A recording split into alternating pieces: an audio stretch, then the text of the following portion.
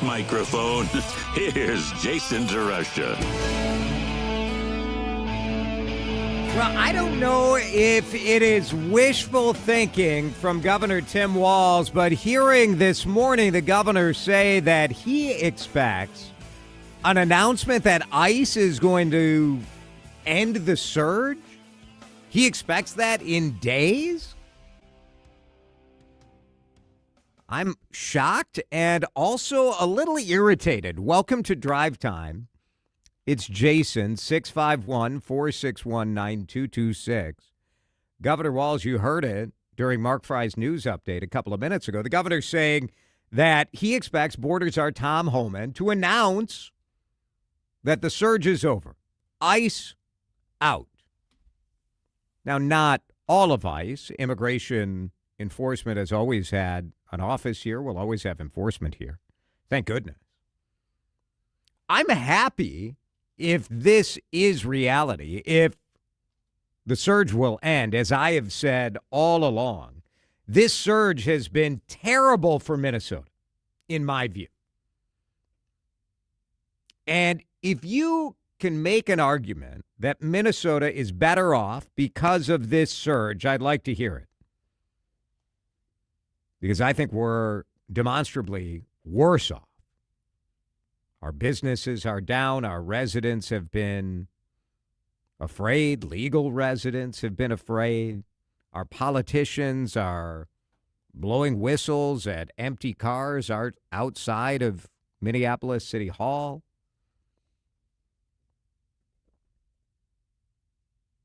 I think we're clearly worse off because of the surge.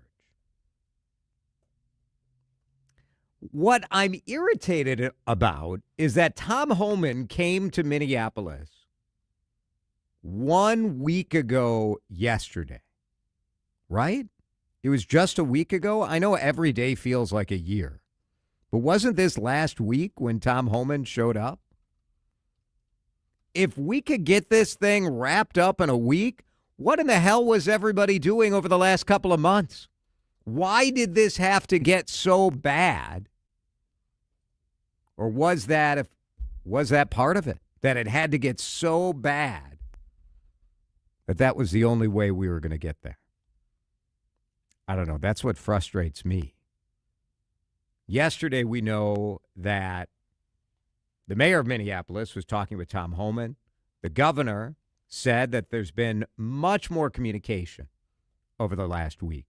And to me, this is a question that everybody should be asking every single person running for statewide office or running for U.S. Congress in the next election.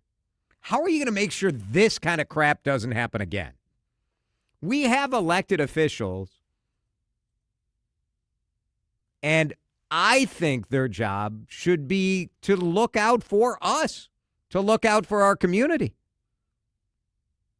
And instead, in sort of this pathetic game of political warfare, you had no one having conversations, no one talking things out, the federal government coming to an area that wasn't asking for help. This has been a cluster all the way around. Now, magically, over the last week and days, everybody can talk to each other. Wow.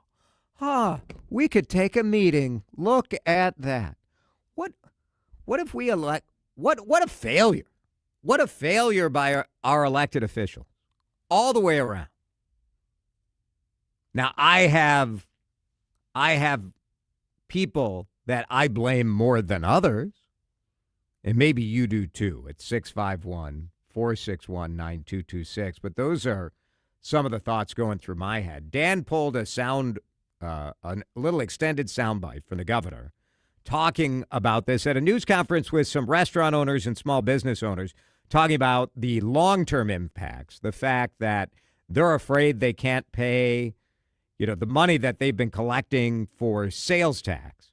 If they pay the state their sales tax bill, they might not be able to pay somebody's salary, or they might not be able to pay their insurance or their internet bill or whatever.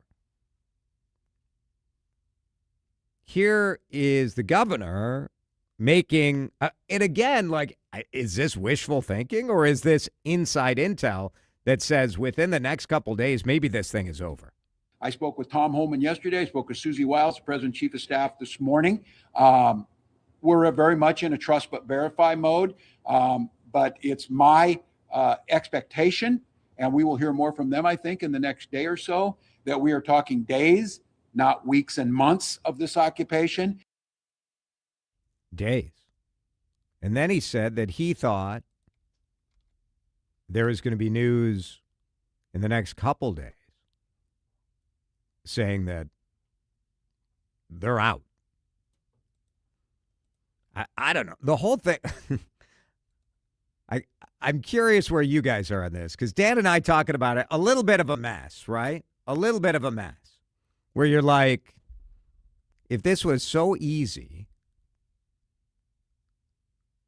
did it have to bottom out? Is that what it took?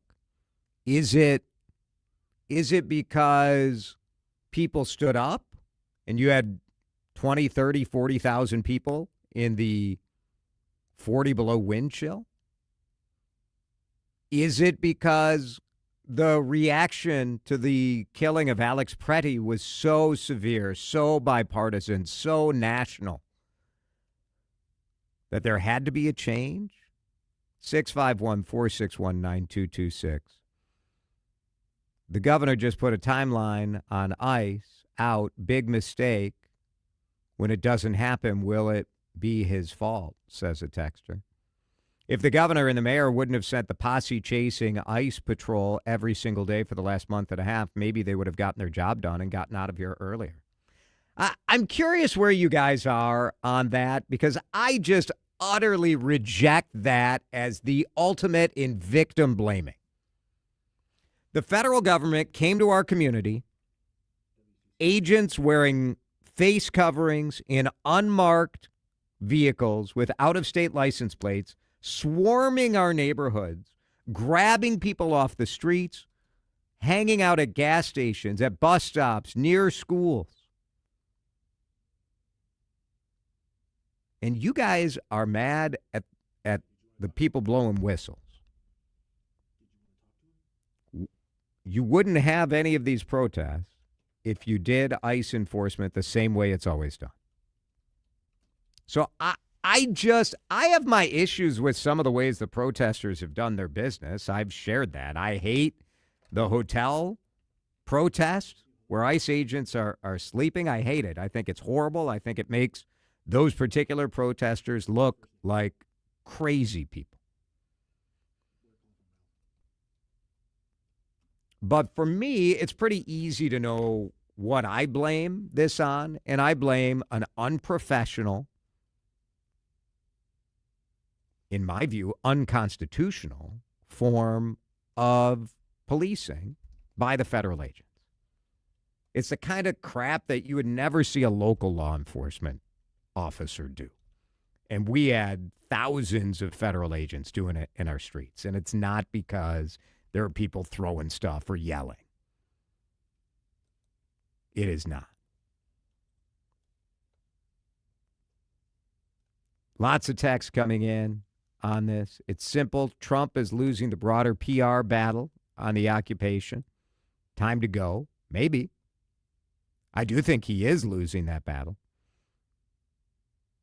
Marcia in Maplewood is on the CCO Talk and Text line. Thanks for listening, Marcia. What do you blame for all of this? Hi, Jason, and thanks for accepting my call. Of course. I'm Marcia in Maplewood, and I blame everything on the national government. It is not the fault of our state officials.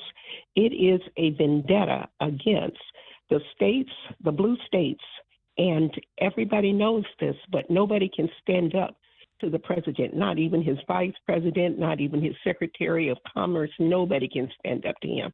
So why do you suppose that Governor Walz and all of these people can stand up to him? I think you're misguided on this one. 99% of the time, I agree with you. On this one. Well, I agree with you that the primary blame in all of this is the vendetta. It's retribution. It is, I don't even think it's necessarily targeting blue states. It's the fact that he hates Tim Walz.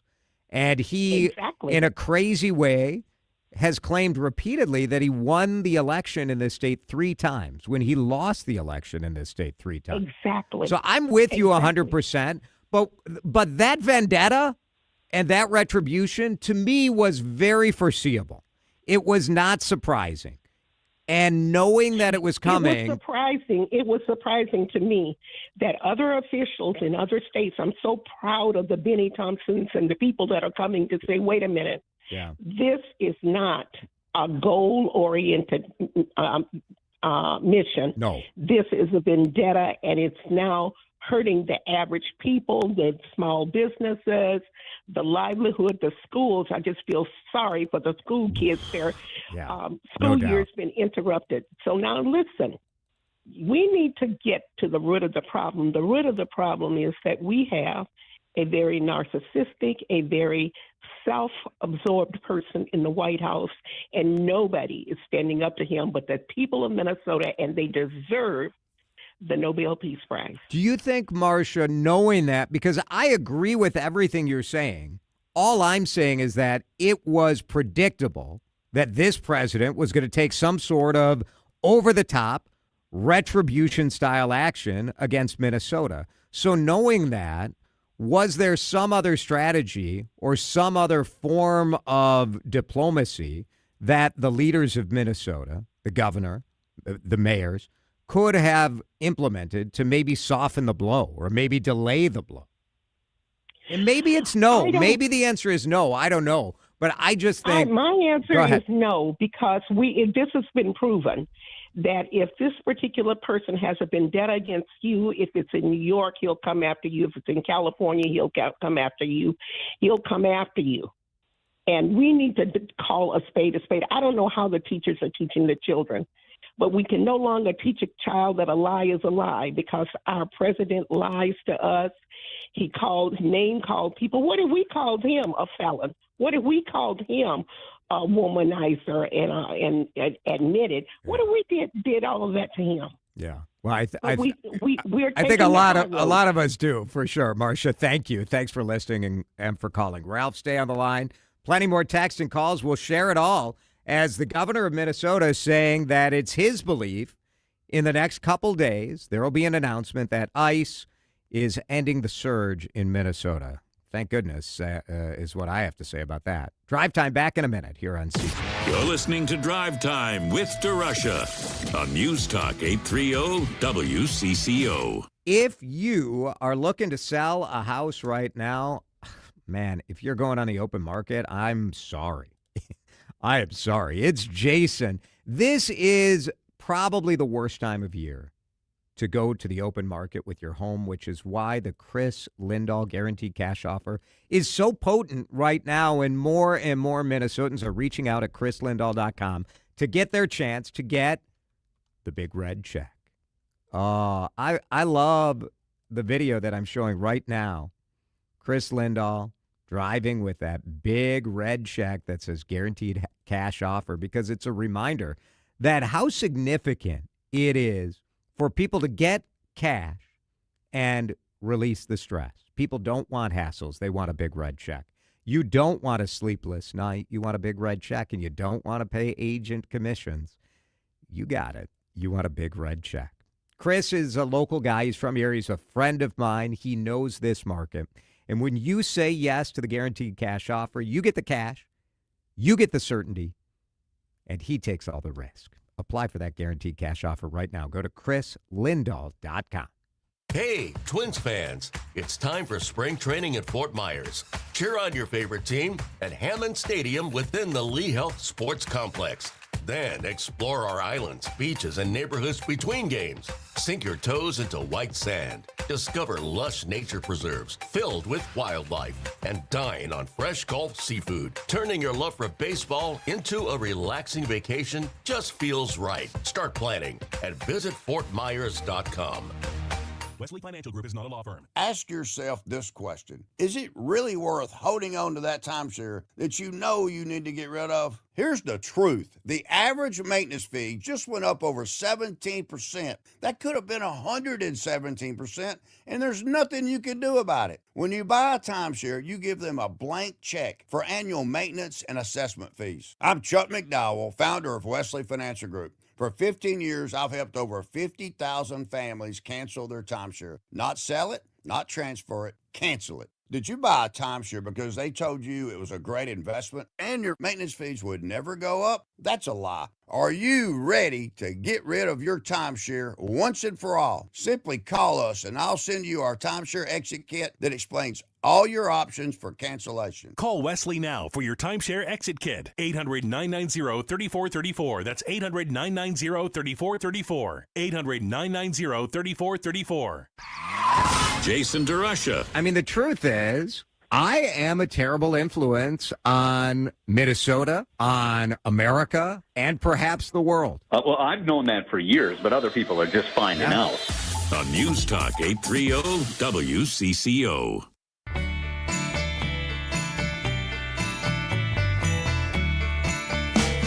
Breaking news today, maybe the result we've been waiting for. Many of us have been waiting for. I know there are a lot of you, and I count myself as among this group. I do support enforcing the immigration laws. I really do. It's the way that it's been done that I have found so disgusting and so offensive. It is the lack of professionalism, the lack of accountability, the lack of disclosure. All of that has been what's been bothering me about this. So hearing that ICE may be out of here, at least the surge, the extra 2,000 agents who are still in the Twin Cities and in the suburbs, they're all over the place. I find that as welcome news. But I also am struggling with the fact that Tom Homan comes to town and you're able to work this out in a week. And instead, we've had 2 months of chaos. Ralph is in Minnetonka. Ralph, thanks for listening. What do you make of all of this? Well, you asked about what's the good thing that has happened because of this, and I'm saying the exposure of the incompetence of our state government. What do you mean? Because I believe what the red flag that brought the federal government in here was the fraud case. And one of the stations, I believe it was Channel 9, had 7 or 8 whistleblowers who were willing to expose that whole fraud operation. And they called over to the state and let them know that not one of them was called back. Just think if we had nipped that fraud thing in the bud, we may not have had so much exposure to the Fed. Yeah. I think that's true, Ralph, but I also think it's really pathetic that the federal government is taking advantage of the fact that we have this massive fraud problem in our state, and the federal government taking advantage of that to send in 3,000 agents to sweep people up, I think is some nightmare fuel stuff for me. Like, I get what you're saying, that if we didn't have the fraud or we have more accountability with the fraud, maybe we wouldn't have ended up down this road. But also, like, if we didn't have a president of the United States who is fueled with a desire to even the score against Tim Walz, we also wouldn't have had this situation. Well, I restate my case, the incompetence of our state government. Yeah. Thanks, Ralph. I mean, we all can pick our whatever battle makes us happy. Kyle is in Robbinsdale. I mean, I think all of these things play into it. But again, I guess I would say, to me, who made the decision to send the troops into Minnesota? It wasn't the fraud. It wasn't Somalis. It wasn't Tim Walz. It was the president. So we can all blame, like, oh, well, if this didn't happen, the president wouldn't have done it. Well, he did it. He did it. Kyle, you're on CCO. Thanks for listening. Yeah, he did it, and he did use the law to do it. After 9/11, a security law was passed that gave the government a 100-mile zone from water, and that you have to use that in an emergency act. So there was a Emergency Act, which Yeah. the courts, after a couple months, said you got to pull the National Guard out. Chicago had troops flying down in helicopters. Right. Everything lasted about 2 months. Yeah. Yeah. We're not in that zone of 100 miles, and fraud was the linchpin which created the emergency for the government to come in and do what they did. Right. Under all of these guises. So But they what did a use the load, law. though, right? What a load. Yeah, dude. It's- Yep. I mean, I agree that, like, they were just looking for their opportunity, and they got it. It was handed to the federal government. I get it, but I suppose I am not just going to accept it and be like, well, I guess it's because of the fraud. Well, it's what got them here legally. Yeah. No, I agree with their you. guy came in and made a video, Yeah. and that he went to Congress to talk about it and didn't know a particular word in another interview. You know, if you watch Andrew Callahan at all. Right. Right. Do you think there will be some accountability for the fraud after sort of the chaos and the smoke clears from the ice? Well, with all the federal prosecutors that have left, resigned, that's going to be hard. But we do have our state agencies that can fulfill with their czar that I believe he created, fraud czar, right? Whatever he's calling it. But they should be able to figure out some sort of audit system. There already is, a lot of these fraud cases that they did pull out had been, resolved in court already. Yeah. Yeah. So Right. I think that this is a fraud. We want less fraud, I think, generally. So when all parties can agree to that, we're probably heading in the right direction. Thanks, Kyle. Appreciate it. Dan, you're on CCO. Hello, Jason. Sorry, I wasn't quick enough to the phone. Hang on. No problem. You're on the air. Go ahead. Say, I remember seeing a video on YouTube where Kristi Noem, having done an investigation on the Somali population, mostly because of the revelations by a young man, Nick Shirley, right, that a lot of the Somalis had done fraudulent. She said in the video in Donald Trump cabinet meeting, 50% of the Somali passports or immigration status was fraudulent, and so that triggered. And it took Nick Shirley, a young kid in his 20s, to do the job for the media about exposing the fraud. I mean, that's just not true. Did we know about it before then? Yes, we've been talking about it on this show for 3 years, and we had a member of the Somali community on this show talking about how there's a fraud problem in his community.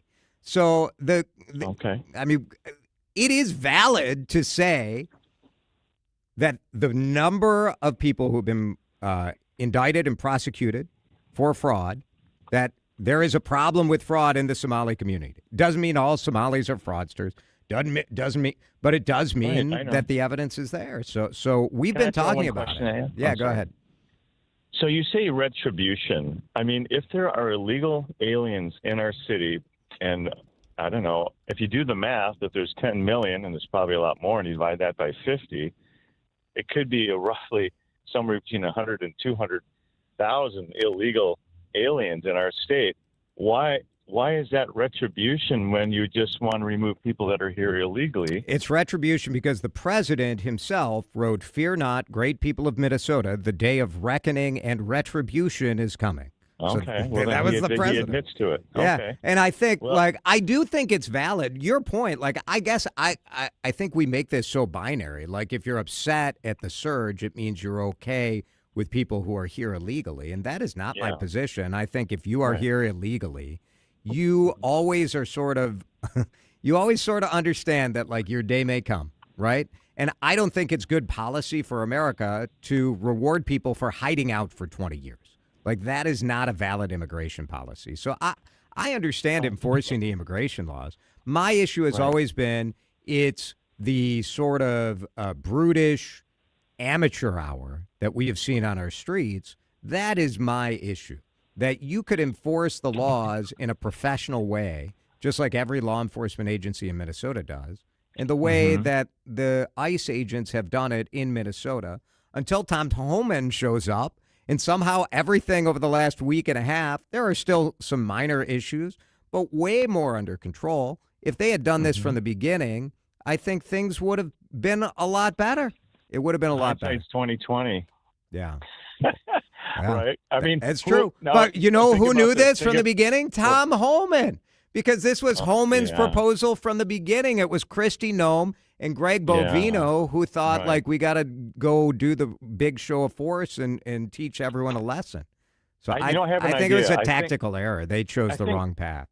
I think Kamala, being the border czar, she really I'm being sarcastic. Yes, she really wanted a clean border, and she was ready to lead the troops into all these major cities who are harboring illegal aliens for a variety of reasons.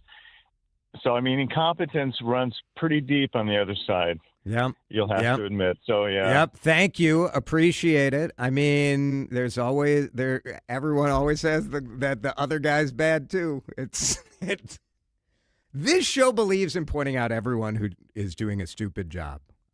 We're here for you. So you don't have to, like, when you lose the argument, you don't have to go to the other guys are bad too. We'll take care of them when they do their thing. Don't worry about it. 3:34. We're late, but so much reaction. I appreciate it. Let's hope that this is true, that we do get news in the next couple of days. I want to talk about the new FBI video that was released just this afternoon in the disappearance of Savannah Guthrie's mom. Shocking video. Are you glad that the full force, the full investigative force of the FBI and the government is going in this case? Sort of complicated emotions on that for me. I'll talk about it when we come back. You're listening to Drive Time with DeRusha. Video streaming live on YouTube and always on your radio at News Talk 830 WCCO. Have you been thinking about GLP-1s and medical weight loss? It's Jason. If you have been thinking about it, I really encourage you to reach out to my friends at Livia Weight Control Centers. This February, my team at Livia is making it so much easier for you to get started. They are putting together not putting together, it's here right now, BOGO. It's a BOGO offer on GLP-1 weight loss medications, and yes, they now have the Wegovy pill. So you don't have to do the injection. They've got the pill for you at Livia. What Livia does is they pair you up with the right solution for you. It's more than just a prescription. It's a personalized approach. Medically guided weight loss, that is what got me to lose 45 pounds and keep that weight off all these years later. Award-winning nutrition, it starts at just $17 a week, and that one-on-one support from your local Livia medical nutrition team, that's what gets you to your goal and keeps you there. So whether you're interested in GLP-1s, life-changing. They've been life-changing. Or a nutrition-only approach. That changed my life. Livia's got you everything you need all in one place. So do not miss out. This is limited time, but a BOGO GLP-1 offer at 855-GO-LIVIA or visit livia.com to schedule your free consultation today. Twins pitchers and catchers report on February 13th. Jason DeRusha reports just 3 days later. Drive Time is heading to Fort Myers to get the early lowdown on how our hometown 9 is taking shape. Live broadcast from Hammond Stadium start Monday, February 16th. Presented by the islands, beaches, and neighborhoods of Fort Myers and the Margaritaville Resort at Fort Myers Beach on News Talk 830 WCCO. Mike Rowe here with another random fact. Those cracks on your walls aren't just cosmetic. They could mean your home is sinking. Whether it's drywall cracks, exterior cracks, or sticking doors or windows, do yourself a favor. Call Groundworks. I spent some time working with these guys, and they're the real deal. Their people are trained and certified to stabilize your foundation. Innovative Basement Authority is now Groundworks. Schedule a free inspection. Licensed in all states where work is performed. See website for detail. Thy ticket, Lady Jennifer of Coolidge. Well, many thanks, good sir. Here'th my Discover card. They accept Discover at Renaissance fairs? Yeah, they do here. Discover's accepted at the places I love to shop. Getteth with the times. With the times? You're playing the lute. Yeah, and it sounds pretty good, right? Discover is accepted at 99% of places that take credit cards nationwide. Based on the February 2025 Nielsen report. Straight Talk Wireless presents Pickup Truck Wisdom. Trust is earned. That's why I've stuck with Straight Talk. Same price since 2009 on Verizon's 5G network. Cause shoot, anyone can make a promise. Keeping it for years, that means something. Now plans starting at $25 a month with 4 lines. Find us at straighttalk.com and Walmart. Straight Talk Wireless. Straightforward. Always. Same price claim applies only to the base monthly price of our $45 plan from October 2009 to present. Time to find out how it's moving on the roads and what's moving in via the skies. This is traffic and weather together on CCO, starting with a check of the commute. Crash up on the north side of the Metro Highway 694 westbound as make way toward East River Road. Everything is now off to the right shoulder. All lanes are open, but it is still jammed up as you come in from 35W now. 35E slowing both directions between Victoria Street and I-94, North 169 in the area of Plymouth Avenue. Looks like we got a crash working there. Traffic is already slow as you come up from Cedar Lake Road. Jerry Peterson, News Talk 830 WCCO.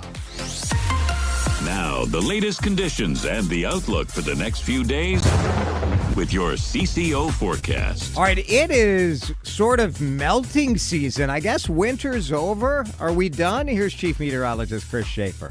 We'll finally shake the clouds as we head into the night tonight. The wind backs off, cooling back to about 20. 36 the afternoon high tomorrow under a mostly sunny sky. And we really start to warm Thursday into the low 40s. We'll stay there Friday. We have a shot at hitting 50 this weekend. I want massive snow when we are in Fort Myers next week. This 50-degree garbage, get out of here. What about winter? It's 32 in St. Paul on CCO. You're listening to Drive Time with DeRusha. Video streaming live on YouTube and always on your radio at News Talk 830 WCCO.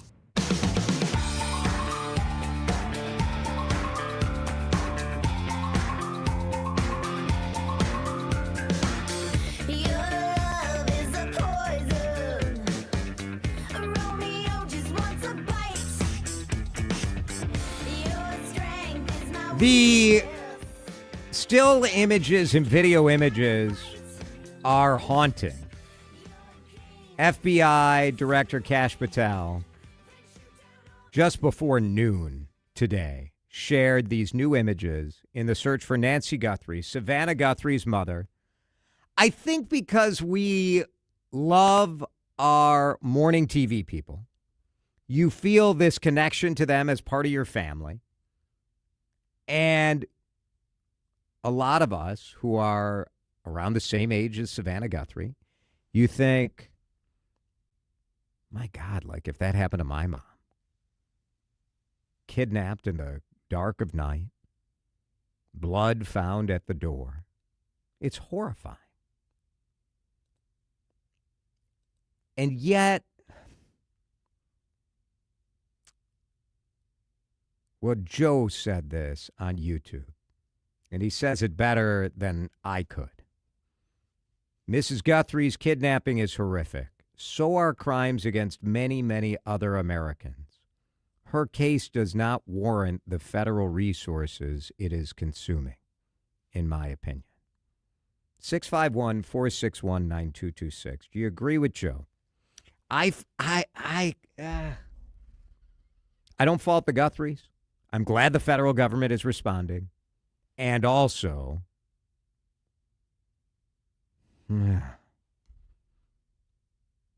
there are not these kinds of cases every day, but there are cases in America every day that would benefit from this same kind of swarming the zone of federal law enforcement agents. And it kind of sucks that this case is getting that attention because it's the mom of a celebrity.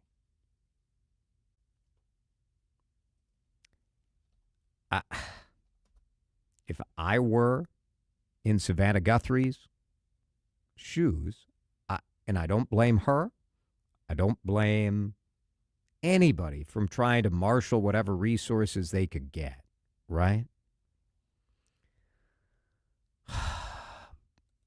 In America and justice,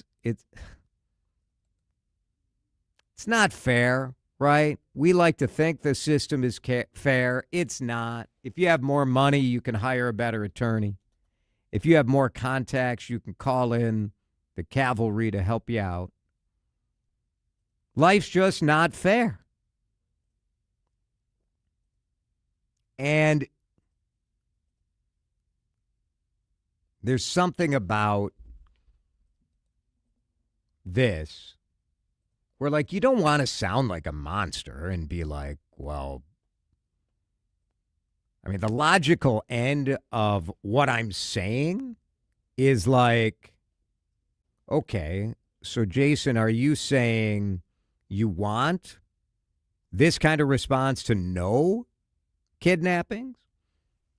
Or you want it for all the kidnappings?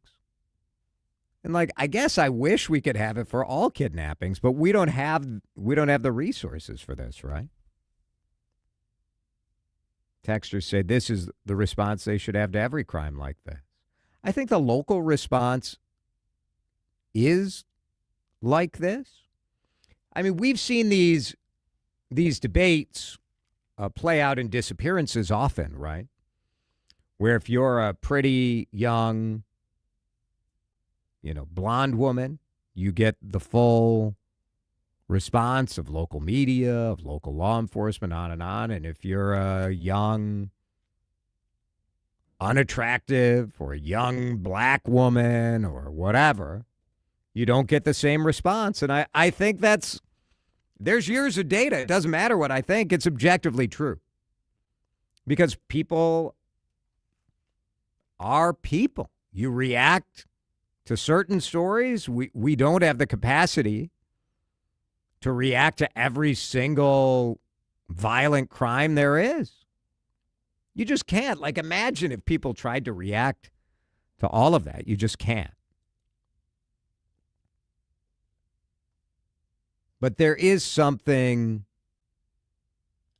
it's sort of gross, isn't it? It's sort of gross that this kind of response goes to one case. The images from the FBI, there's another part of this that I've been thinking about today. As someone who has a Ring camera, and these images the FBI was able to get is from a Nest camera, and you see a masked man. He's wearing like a winter ski mask type thing, wearing what appears to be like a glove, a leather glove in one hand. The other hand appears to be almost like a boxing glove, like wrapped. Maybe it's just another leather glove, as he's trying to disable the camera, and he did disable the camera. But this camera, Nancy Guthrie wasn't a subscriber. If you guys have like a Nest or a Ring camera, I assume Nest is the same as the Ring camera, right? Where you have to pay the subscription service to have access to the video, and it sort of starts recording, depending on what tier you're on, it records when someone comes to the door, when there's motion detected. What's curious about this is, like, I wonder if they're all always recording, And you don't have access to all of it.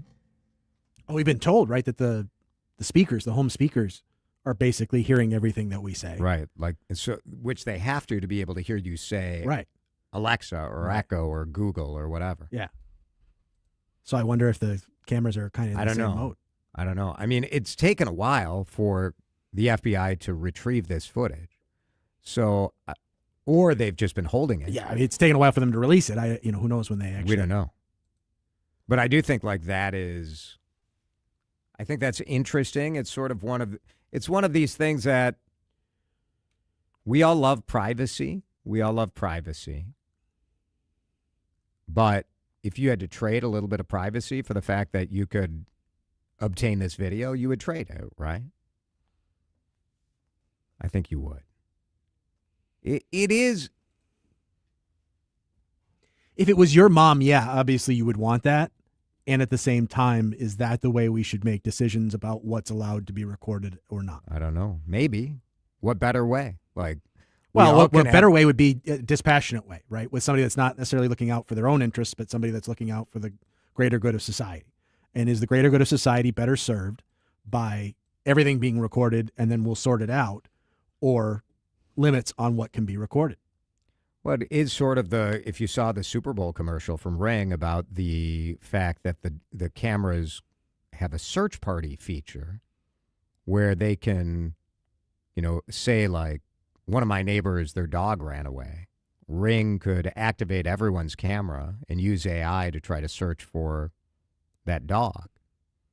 And I immediately went to Ring to try to figure out how do I get my camera out of that thing. Well, that's the thing. Shouldn't that be something that people opt into? Maybe they do. I don't know exactly how it works.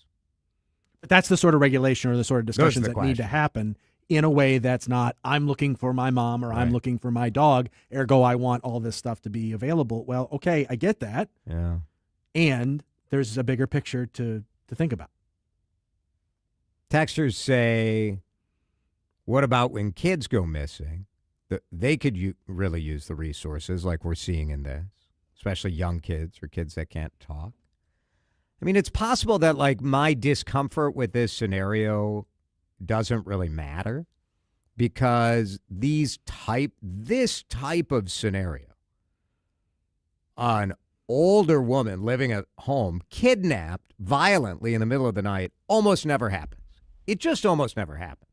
So this extra enforcement and this swarming of the zone for this, it's not like some other old lady got kidnapped tonight in Tennessee and isn't getting the attention. You know what I mean? But there are a lot of missing people out there. Like, imagine if we had these resources deployed to any random missing person. And a texter says, going back to 2020, the BCA currently has 21 active missing people in Minnesota.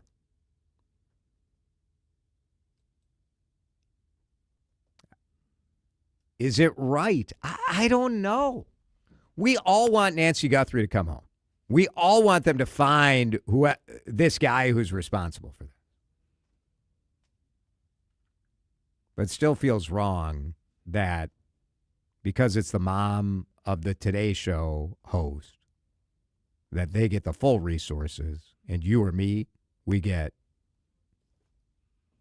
what we get. 3:50, Drive Time, back in just a minute on CCO. This is Drive Time with DeRusha on News Talk 830 WCCO. Nobody likes paying for insurance. It's just a reality. But I'll tell you something you will like. How about knowing that you have the best insurance at the best price, and you only had to make one call? You didn't have to do the comparison shopping yourself. It's Jason here for the Canopy Group. The Canopy Group is all about choices. You want choices, right? But you don't have time. You do not have time to compare your home and your auto insurance coverage with 16 different companies. Frankly, your insurance agent can't even do that. Most insurance agents in Minnesota and Western Wisconsin have one agent and one company. You see the name on the door. And that's fine. And maybe you have okay coverage. Maybe year after year when your rates go up and up and up, maybe your agent ran your individual scenario to see if there was a better deal out there. Is maybe good enough? The Canopy Group is built around this idea of giving you options. There are 16 different companies they can choose from. Many of them are big names you've heard of. Some you have not. All are reputable. I've talked with the president of the Canopy Group. He has assured me that he would be comfortable with any of those companies. So see if they can get you a better deal. Better coverage for the same price? How about better coverage for a lower price? 800-967-3389. Or you can go online and get the process started to get a quote. It is thecanopygroup.com.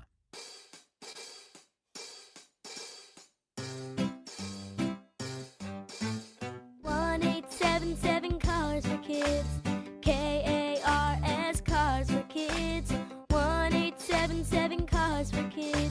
Donate your car today.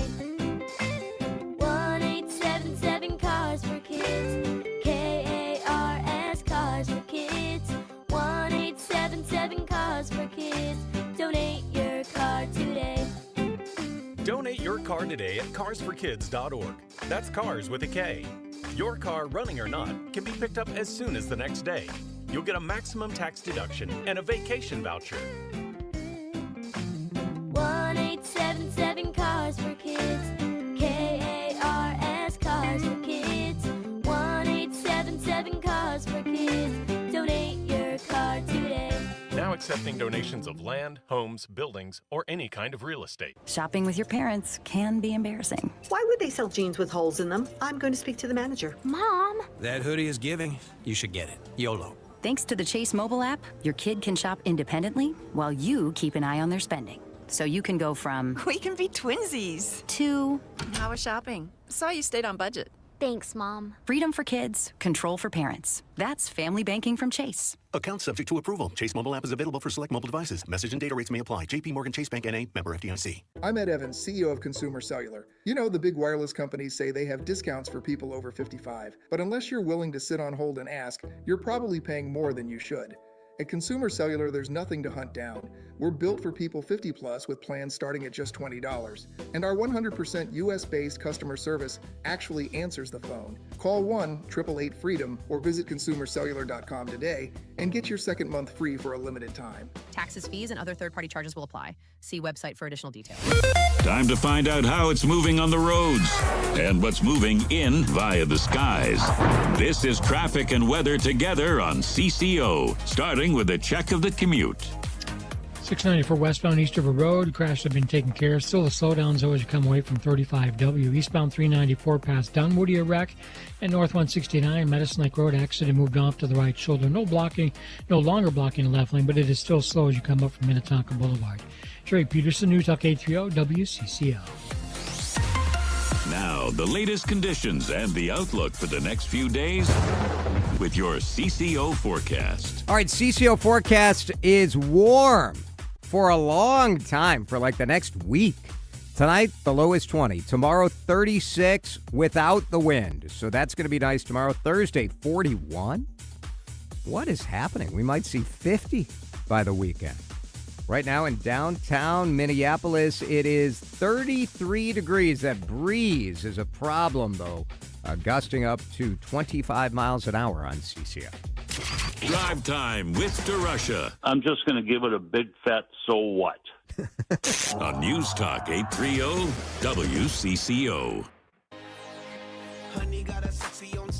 Dan, where are you on Alex Rodriguez? Alex Rodriguez. The co-owner of the Timberwolves? That's right. I mean, a lot of Minnesotans have feelings about Alex Rodriguez that go back to the Yankees days. And you're a baseball guy, so I assume you have feelings. I'm not a fan.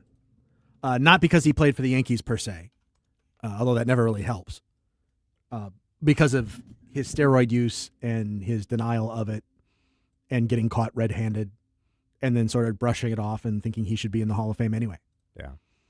So I wonder if you were in the audience today at the University of Minnesota, if your feelings might be a little different hearing Alex Rodriguez talk. Because today I was at a lunch where he and Matt Caldwell, who is the new president and the CEO of the Minnesota Timberwolves and the Lynx, they were talking at the University of Minnesota, the Carlson School. And everybody in the area around where I was sitting at the end was like, I was sort of lukewarm on A-Rod. And A-Rod even referenced a little bit. He was asked something about baseball. He's like, well, I know Minnesota baseball fans are not exactly my biggest fan. But everybody I was with was like, you know what? His story is amazing. And he is such a storyteller.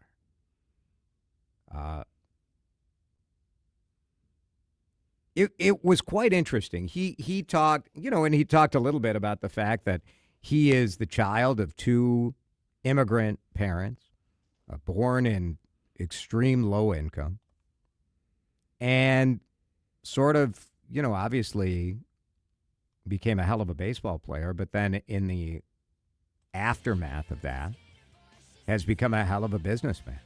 It's interesting. He talked about his relationship with Warren Buffett. And Warren Buffett, at a younger age, gave him two pieces of advice. One was be the best baseball player you can be. And two was always be a gentleman. Well, that was interesting business advice. Drive Time coming back at the top of the hour. We're going to talk parking meters after the news.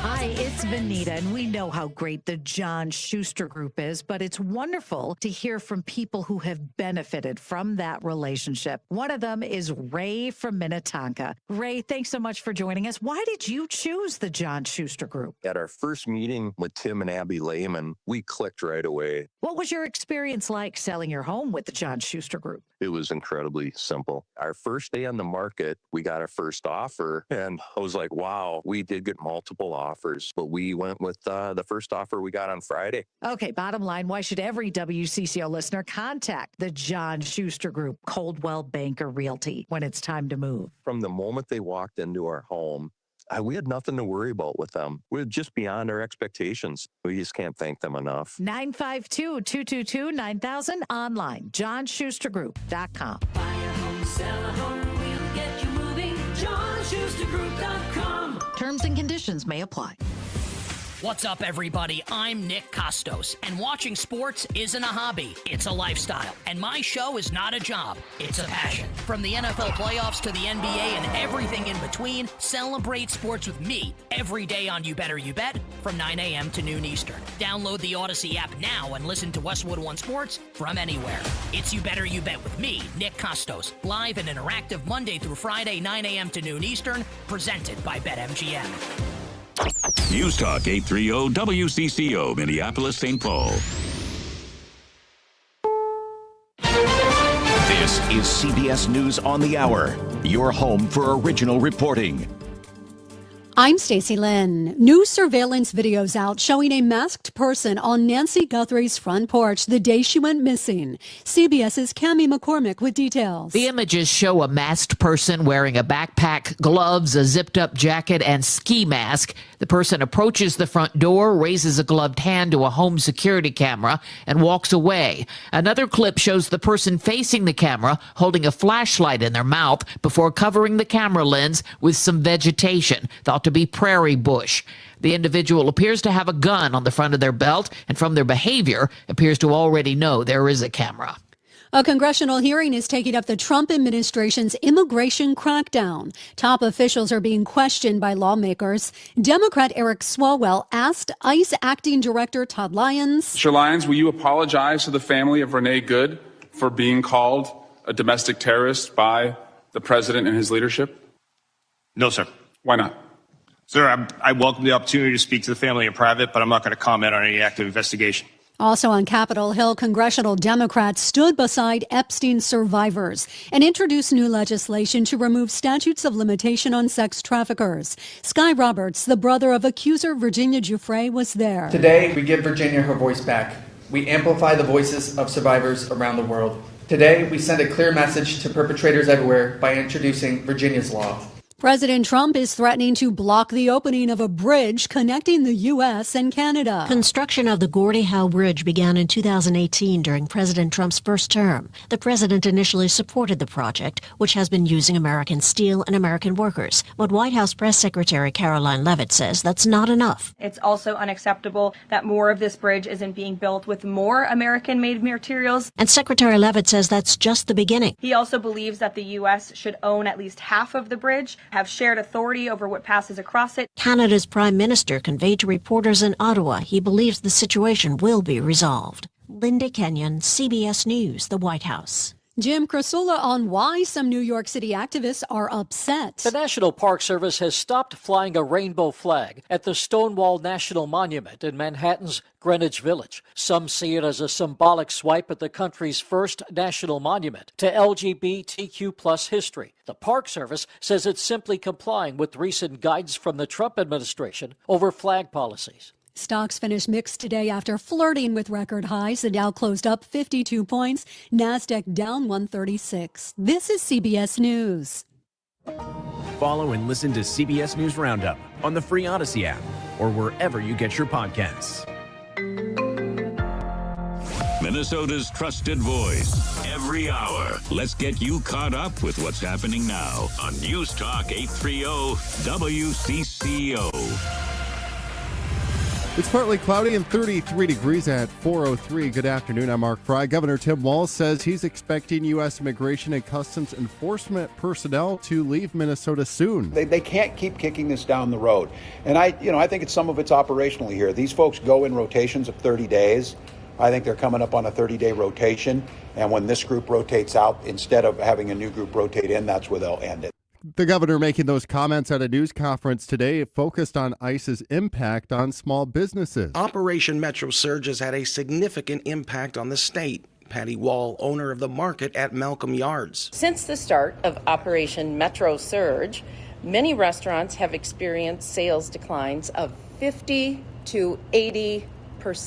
World Street Kitchen co-founder Saeed Wadi can attest to this. A lot of small businesses are out of cash, and to try to go and get grants or loan at this point, it's a long process. So Saeed is asking the governor for some kind of relief. I think we have a responsibility to the business community across the state and to others to look at every single one of those proposals.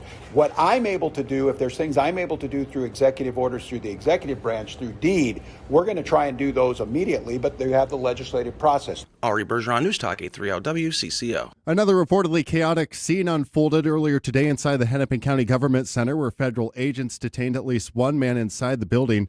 Hennepin County Attorney Mary Moriarty says ICE agents arrested a man making a court appearance in a case where he was charged with first-degree drug possession for possessing over 50 pounds of meth. Moriarty called the arrest disruptive and disturbing to many, adding that many staff who work in the building were afraid to leave their offices for fear of being racially profiled.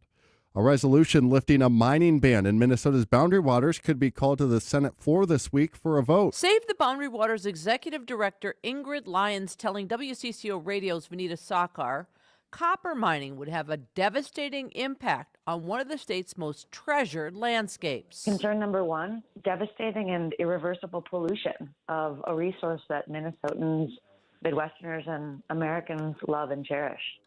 But Better in Our Backyard Executive Director Ryan Sisted says there are rules and regulations in place to ensure that the boundary waters would not be harmed. It's not just federal regulations they got to work through. They got to work through Minnesota's regulations as well. And I would argue that Minnesota has some of the best environmental regulations and safety standards in the country, if not the world. Susie Jones, News Talk 830 WCCO. Coming up on 406, traffic and weather on the way.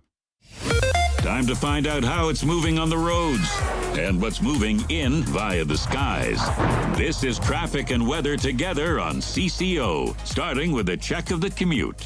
Fresh on the right shoulder, North 169, Medicine Lake Road has you slowing as you make way past 394. 494 northbound got some slowing from 394 to Highway 55. Westbound 694, all clear at East River Road as far as the crash is concerned, but traffic still remains tight coming in from 35W and Highway 36 eastbound, seeing some slowing past Stillwater Road. Jerry Peterson, News Talk 830 WCCO. Washburn-McCreevy Funeral Chapels and Cremation Services has been providing compassionate and personalized service for over 160 years. Honor your loved one and ensure your own wishes are met. Call 612-377-2203 or visit washburnmccreevy.com. Now, the latest conditions and the outlook for the next few days with your CCO forecast. And the weather is brought to you by Washburn-McCreevy Funeral, Cremation, and Pre-Planning Services. Here's WCCO TV Chief Meteorologist Chris Schaefer. The clouds will clear out. The wind will settle down as we fall back to about 20 for the overnight low. Plenty of sunshine tomorrow with a high of 36. That's about 9 degrees above average. And that's the coolest of the next several days. 41 on Thursday, into the 40s with a swing at 50 by this weekend. All right, thank you, Chris. It's partly cloudy and 33 degrees at News Talk 830 WCCO. Breaking news may have brought you here, but it's our depth that keeps you here. News Talk 830 WCCO. Good questions. Topics you'll probably talk about at dinner. Places to go for dinner. This is the Ride Home Reimagined. Welcome to Drive Time with DeRusha.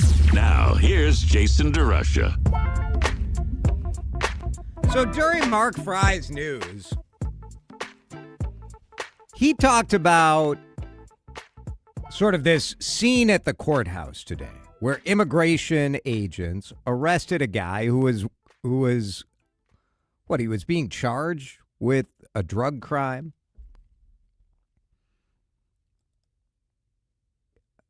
Am I supposed to get that worked up that immigration agents are arresting people in the courthouse who are there to go show up for some crime they've been charged for? I get that, like, it's chaotic.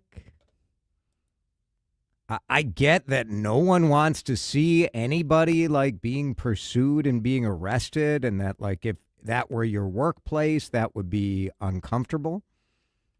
But, like, I've been to the courthouse a lot in my career, and, like, weird crap goes down in the courthouse all the time. I just am not, I don't know, man, like, when people are here illegally, or they've overstayed or whatever, and obviously always people charged with a crime are accused and have a right to due process. And I think if you're accused of being in this country illegally, you have a right to due process also. But I'd rather have ICE agents working in a government center, getting people who are arrested or there for a court appearance, than like getting people going door to door or a high risk sort of, serving a warrant at a home or whatever. I don't know.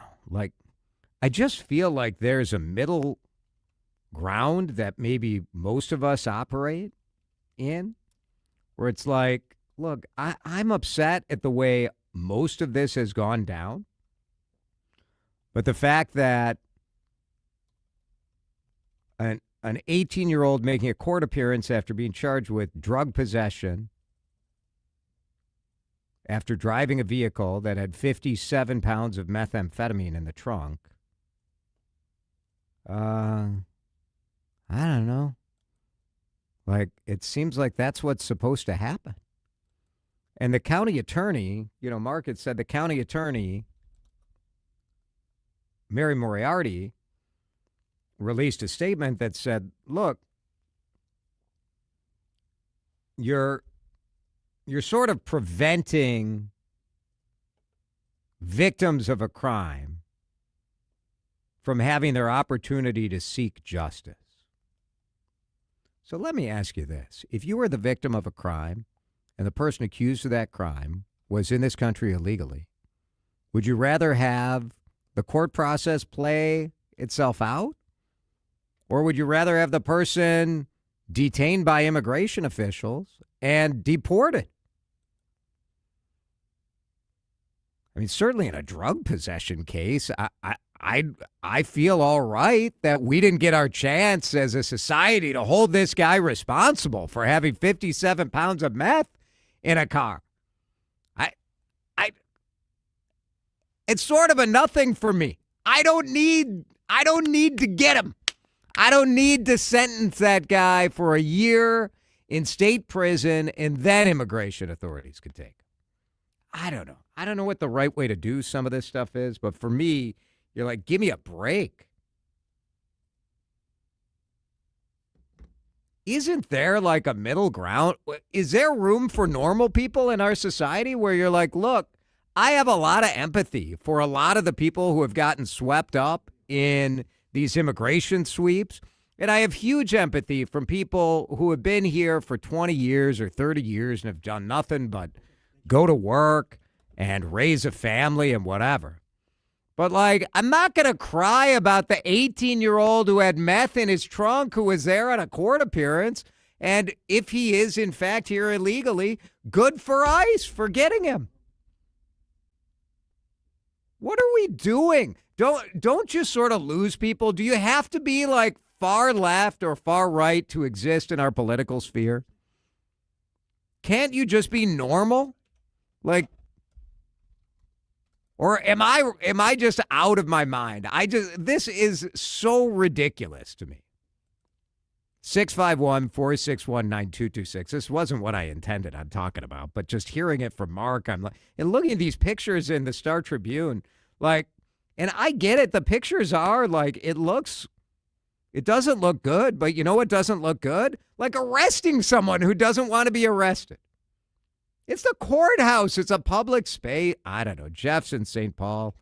Jeff, I'm worked up. Talk to me. What do you think about this? Oh, I can't calm you down, buddy. I'm sorry. I just, you've got a good point. It's like, why do we have to go through all this if the person has been caught with, 57 pounds of meth? And I guess we got to go all the way back to the rule of law. He has to be trialed. He has to be found guilty. I don't know if there's a question or not in this case, but he needs to be found guilty. Yeah, I mean, there was a trial happening, so I guess, yeah, you have your right to process, right? Yeah, and if he's found guilty, then yeah, why put him in a prison for 2 years? I hope it's more than a year for 57 pounds. Now, are you mad, Jeff, if they come? So, like in this case, immigration authorities are getting this guy before you have the full trial. So, like, he's been arrested. This was a hearing today. But so you don't get the trial. You don't know if he's guilty of this. But now, again, like, I'm taking a leap to assume that you are getting due process before you're getting deported, because we know that that's not always been the case.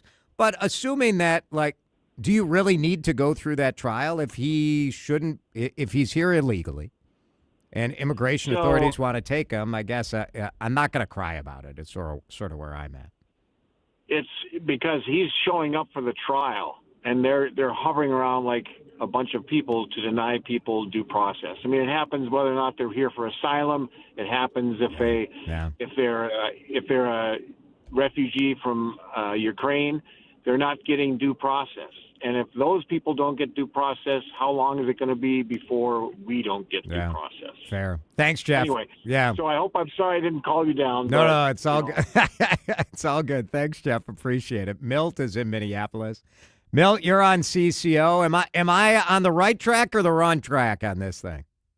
Look, I live in two cities. I live in Atlanta and Minneapolis, and I was just down in Atlanta for a month.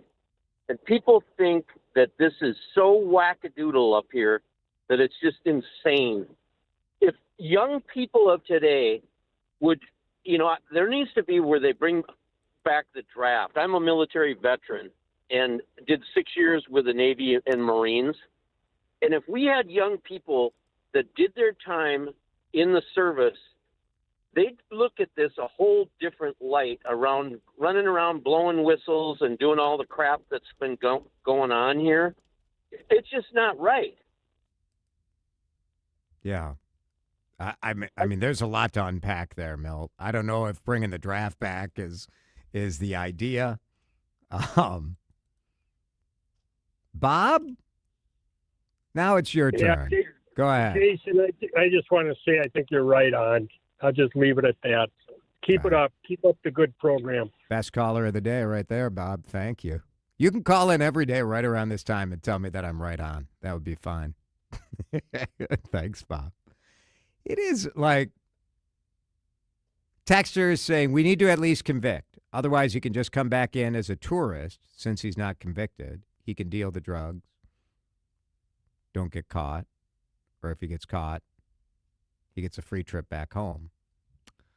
That's interesting. Like, I guess I would want to know more about that. If you get convicted, is that a better solution? I mean, I guess what I'm asking you guys is this scenario. If you are arrested on a drug charge and you are suspected of being here illegally, would you rather have the person go through the court process on the drug charge, get sentenced to a state prison, serve their sentence, and then be turned over to ICE? Or would you rather they just get the guy at the courthouse and deport him? 651-461-9226. Texter says, as a middle-aged white man, I believe your perspective is skewed due to the privilege you've lived with. Wow, I'm going to print that out and just put that on a plaque in front of my desk. I guess. I don't know, ma'am. What more do you want from me? This is what I'm talking about with everybody has to be so loony out there. You have to be, if I don't give a land acknowledgement and a confession of my privilege before I say that I think somebody arrested for having 57 pounds of meth in the trunk of a car that he drove while he was high, allegedly, that I think it's all right that ICE agents grabbed him in the courthouse. Wow, what privilege. I don't know. I mean, I truly am asking, what is the better path? Is it better to let the court process play out? Or would you rather, if someone is here, if they've overstayed their welcome, if they don't have proper document, I'm saying the assumption here is that the person is truly here illegally. Not that they're grabbing somebody up who's going through the asylum process, blah, blah, blah, all this stuff I've spoken out against a million times. Would you rather just be like, ICE, get him out of here? I sort of would rather have ICE just get him out of here. 651-461-9226. Drive time back in a minute. This is Drive Time with DeRusha on News Talk 830 WCCO. What are you having for dinner tonight? Have you figured it out yet? I mean, it's 4:20. Now is a great time to get to your grocery store, get to your butcher shop. Oh, don't get distracted with the time check, Dan Cook. What? Are you a middle schooler? How dare you? Hey, everybody, it's Jason here for our friends at Minnesota Pork. At Minnesota Pork Board, they get high off of the fantastic flavor of a pork chop. When they're looking for, all right, we're not doing that. So, what I love about pork is it's delicious. It's that simple. And I love that the Minnesota Pork Board is 3,000 family farmers. Every corner of this state, just kind of keeping agriculture alive. And they're sending Minnesota pork, not just your local grocery store, your local butcher shop, but they're sending that all over the Midwest, all over the U.S., all over the world. Because our farmers are the best, and Minnesota pork is so good. You need some recipe inspiration? Maybe go to tastewhatporkcando.com. Celebrate the flavor that you should be putting on your table. Get Minnesota pork. Let's have it for dinner tonight. Oh, yeah. At Wealth Enhancement, we believe wealth is in the details. Our team of trusted advisors craft personalized solutions to help you achieve your financial goals. Tune in to the Your Money Show on News Talk 830 WCCO every Sunday from 8 to 9 a.m. or go to wealthenhancement.com to connect with one of our advisors. In a world that's racing a mile a minute, a split-second distraction can change everything. I'm Mike Bryant from Bradshaw & Bryant. Every day we see too many people, heads buried in their phones, unaware of the dangers they're in. Texting and driving isn't just reckless, it's playing Russian roulette with your life and the lives of others. In just 4 seconds of distraction, you've driven the length of a football field. Is there any text message that's worth your life, that's worth the lives of others? I've been fighting for the rights of the injured for over 30 years, but I'd rather you never meet me in a courtroom. So hear me now, stop texting and driving. Pay attention. Value your lives and the lives around you. And if you won't, know this, at Bradshaw & Bryant, we're relentless. We won't back down. We bring justice to those that need it. Find Bradshaw & Bryant, personal injury attorneys at minnesotapersonalinjury.com. With Mike Bryant on your side, seeking justice for the injured.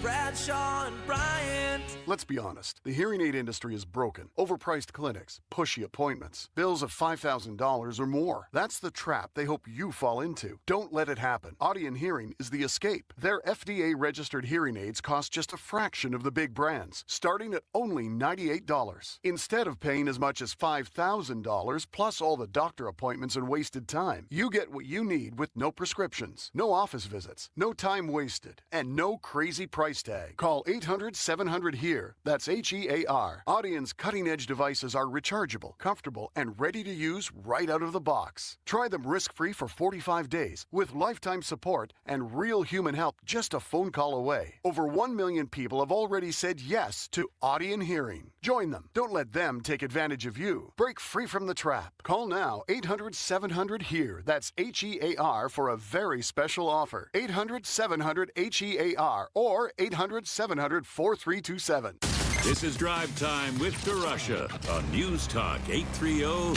WCCO.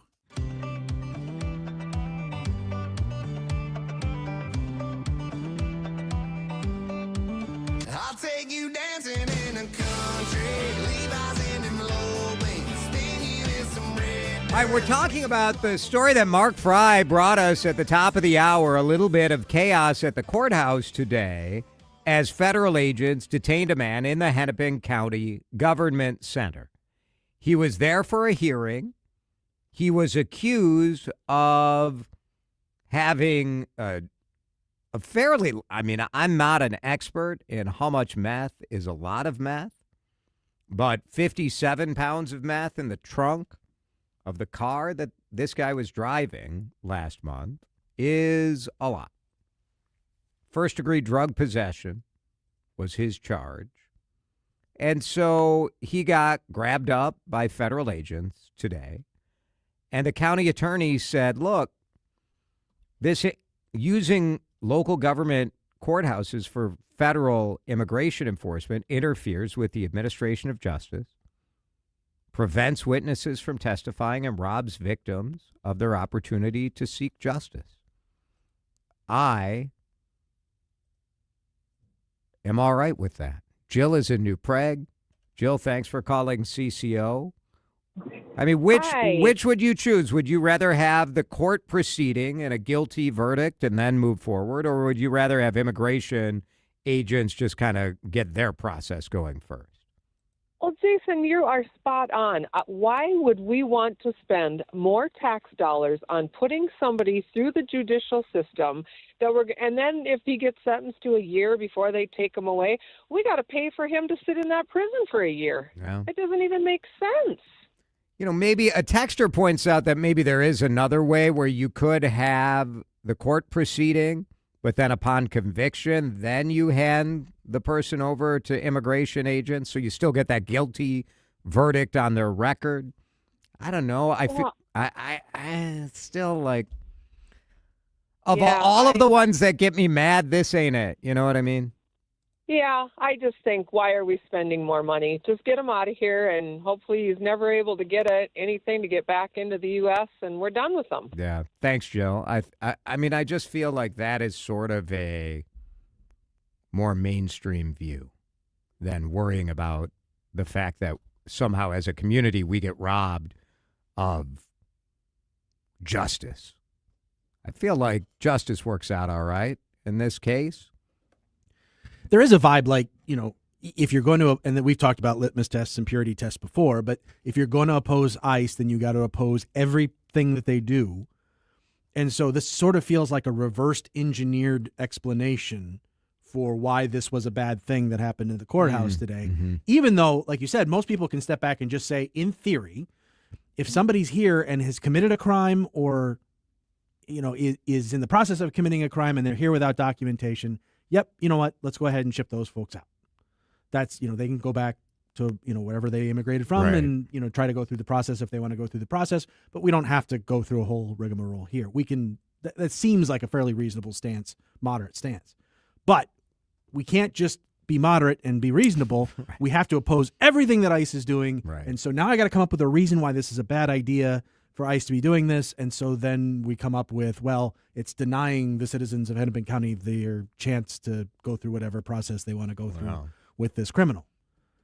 Now, which seems, like you said, to harm no one. Right. To deny them that opportunity. I wonder if people would feel differently if you had someone who was charged with, it wouldn't be murder because you wouldn't be out on bail probably, right? So you wouldn't be just showing up in the lobby of the courthouse. But say it was like, a serious assault charge. or like a death with a well, maybe there's a better one. Maybe it's like, say you're here illegally and you kill someone in a car crash and you get charged with the vehicular homicide, which is a very serious charge, but also one that you could bond out. You could be out in the community. Would you want that conviction? Would you want that justice of that day in court? I feel like if the person were here illegally and they got deported, that charge stays with them.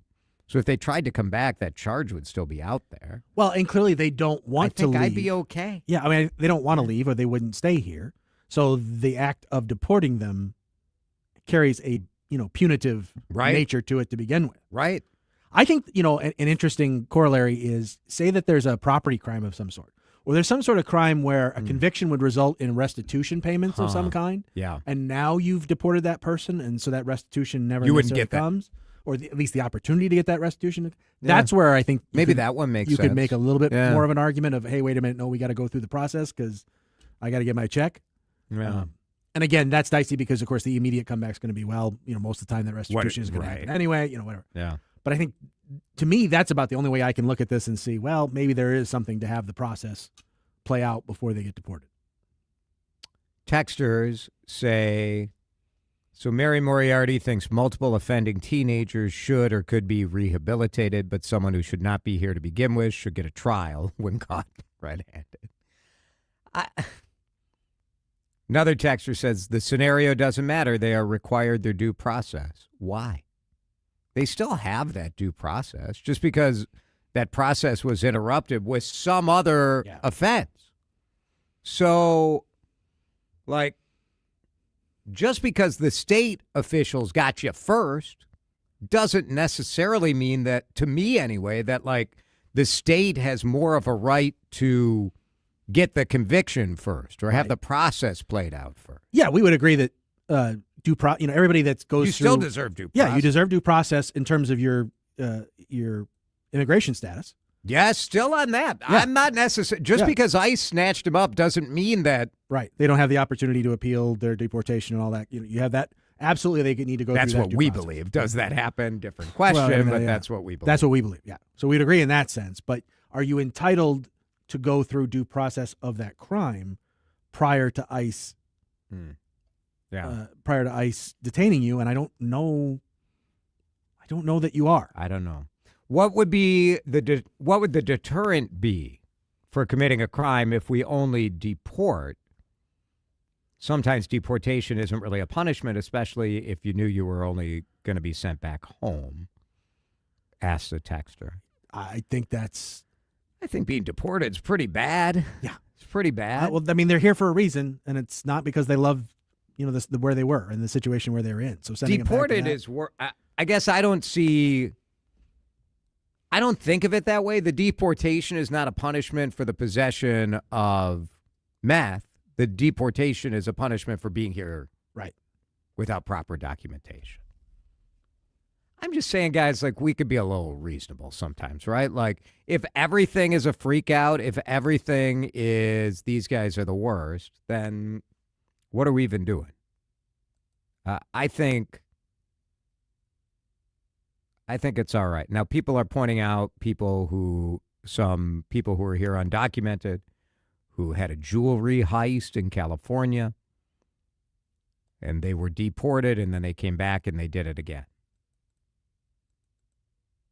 I guess I am more skeptical that a year or 2 years in state prison is a more effective sort of kind of preventative measure. I don't know that that's necessarily true. Good conversation. Thanks all for the text and the calls. We are going to break. DeRusha Eats is coming up in just a minute. It is Valentine's week. We're going to share the love with a small business owner who took a chance on her dream and herself and opened up her own cheesecake store, her own bakery in Excelsior. Cheesecake Funk. Coming right back on CCO. You're listening to Drive Time with DeRusha on News Talk 830 WCCO. Winter in Minnesota, and the whole state is just covered with ice. Ice is the worst. It shows up uninvited, sticks around too long, and we're all stuck dealing with it. Doesn't matter how careful you are, one wrong step and ice can ruin your whole day. Well, you try to get rid of it, but somehow it keeps showing up like it owns the place. Ice don't care what you want. It has its own agenda. When Minnesota is affected by ice, we're on it. News Talk 830 WCCO. Staples has hot deals and super low prices on everything for your business. And right now, brand your business at Staples with up to 30% off custom labels. Exclusions apply. Shop Staples in-store, online, or in the app. Ends 4/18. Visit staples.com/print for details. Hey, Adam Carter here, inviting you to join me November 30th to explore tropical Costa Rica with Colette. We'll stay in the Monteverde Cloud Forest, a place you have to see to believe, where trees grow to heights of 100 feet and the wildlife is abundant, from butterflies to sloths. Enjoy breathtaking views in Nature's Museum. Visit a coffee plantation to learn the history from the bean to the cup.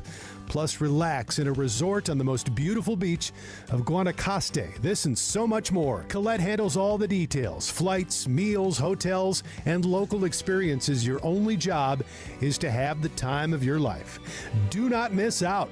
Call Colette at 866-436-6734 or visit WCCOradio.com to learn more. That number again, 866-436-6734. Let's go to Costa Rica. Why sell your house the hard way when you can sell it the easy way? When you say yes to a guaranteed cash offer from Chris Lindahl Real Estate, you can skip the line, get in the fast lane, and get a fresh start in life. Go to chrislindahl.com. Hi, Vanessa, you hearing us okay?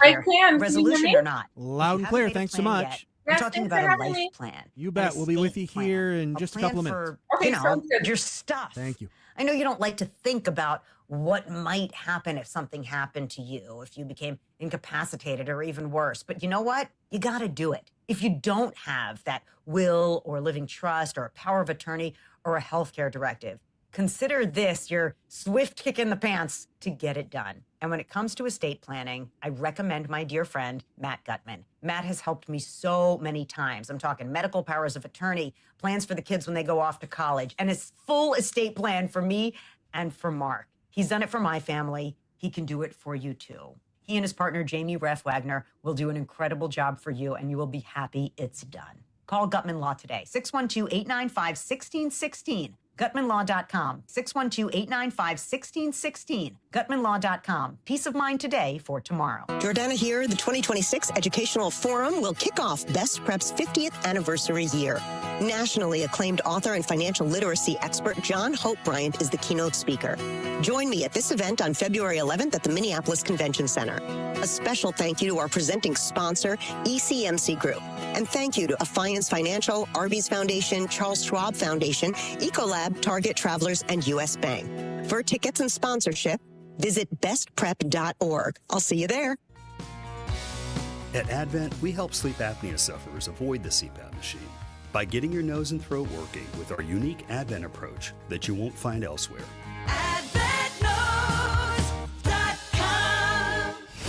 Time to find out how it's moving on the roads and what's moving in via the skies. This is traffic and weather together on CCO, starting with a check of the commute. Rush working in St. Paul for 94 eastbounds. Make way toward John Ireland Boulevard. The activity off to the shoulder and traffic slows in the immediate area. West 94 slows into downtown Minneapolis past Riverside. West 694. Got some congestion there from Highway 65 to 252. And then again, you'll find some slowing for West 94 and Lock Lane to Weaver Lake Road. Terry Peterson, News Talk 830 WCCO. Now, the latest conditions and the outlook for the next few days with your CCO forecast. CCO forecast time. It is going to be very warm. If you've got a winter ice bar in front of your restaurant, it's going to be dripping over the next couple days. Here's Chris Schaefer. We'll finally shake the clouds as we head into the night tonight. The wind backs off, cooling back to about 20. 36 the afternoon high tomorrow under a mostly sunny sky. And we really start to warm Thursday into the low 40s. We'll stay there Friday. We have a shot at hitting 50 this weekend. Right now, it is windy, 15-mile-an-hour winds and 33 degrees in Woodbury on CCN. You're listening to Drive Time with DeRusha. He's quirky. I like him. He's kind of goofy. I do too. I think he's great. On News Talk 830 WCCO. DeRusha. He has the eats. Nobody brings you the Twin Cities restaurant scene like your favorite foodie. Now, Jason explores some of the great chefs, owners, and stories right in our own backyard. Drive Time now transitions into DeRusha Eats. And DeRusha Eats is brought to you by the Minnesota Pork Board. It is Valentine's week, and it's the time where a lot of us think about, all right, what are we going to do? What are we going to do? Something special for our loved ones. Vanessa Drews is with us. She is the chef and the owner of Cheesecake Funk, which achieved a bit of a lifelong dream by opening her own shop in Excelsior. That's where she joins us from now. Vanessa, it's good to see you. How are you? I'm great. How are you? Valentine's week. We're going to talk about some of the stuff you guys are doing for Valentine's, but I wonder if you would tell our listeners your story on how you started sort of becoming the mistress of cheesecake. Well, I think it's just from a love of baking. I started off as a home baker. And then, every kind of holiday season, my friends and family just really highly suggested me bringing cheesecakes or providing cheesecakes to them. And then fast forward to, I guess 2013, I started working for Prince, dropped him off as Minnesotans do, just sharing some food, put them in the fridge, never thought that he would enjoy it, but he found them in the fridge. He loved them. He then started tweeting about Cheesecake Funk, and hence that's where the name came from. Then fast forward to 2019, I decided to leave my full-time job and dive into baking full-time. I connected with Cam Talibi of Crave Cascade Hospitality. He told me prepare for volume. He wanted to add my cheesecakes to his restaurants. And so with that, I quit my full-time job and decided to invest in myself in the business, and have been doing Cheesecake Funk ever since. And in September, I opened my first retail bakery space in Excelsior. Cheesecake Funk is right on Highway 7, right? Right on Highway 7 in Excelsior. And Highway 7 and 41. And how is it, how has that been going? What's the biggest thing you've learned about, having your own dedicated retail bakery? It's really wonderful to honestly connect with the people, because before I was just, working as a ghost kitchen. And so I literally would just kind of put cheesecakes out in a space within the Minneapolis Marriott Southwest Hotel and scurry on back and keep on going. But now I can connect with customers. It's really wonderful to provide minis and slices as a walk-in basis, and also whole cakes as well. So I've connected with people that have come in and said, I had your cheesecake for years and years. And honestly, it's one of my first times actually physically connecting with them in person. So it's really wonderful to see the level of excitement that the community has to have another bakery space in Excelsior. And then also for my customers that have been following me since the beginning, come to a space where they can know that they can come get slices and minis, which was different than what I was doing before. Vanessa Drews is with us talking about Cheesecake Funk, her business in Excelsior, and for Valentine's Day, obviously trying to think about okay, are all your cheesecakes just heart-shaped? What is the move? What's the Valentine's move? I think the Valentine's move is keeping just traditional, what I do, but just enhancing chocolate. So I want to go with a lot of I call it the chocolate rain. I make it rain with chocolate. Traditional classic cheesecake with chocolate and chocolate shavings. And then I think I'm going to lean into a lot of Oreo cheesecakes. Espresso cheesecake is really delicious too. It's got a chocolate Oreo, brown butter Oreo crust. with espresso cheesecake and espresso whipped cream.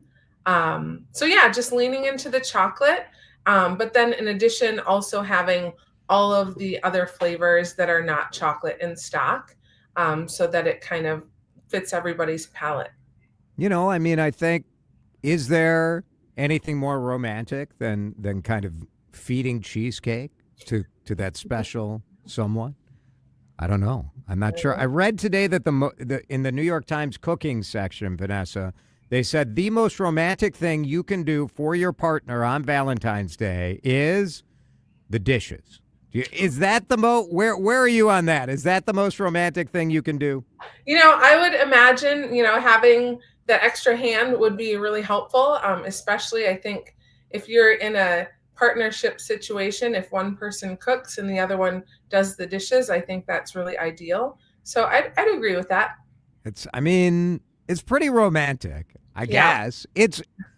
Maybe that is what women really want. Instead of flowers, they want some cheesecake and they want the guy to do something for once in their lazy life. I mean, being thoughtful and kind, like that's, I'm all for that. Vanessa Drews is with us. The business is Cheesecake Funk. The website is cheesecakefunk.com. You can go on and order for pickup, or you can stop in Excelsior as well.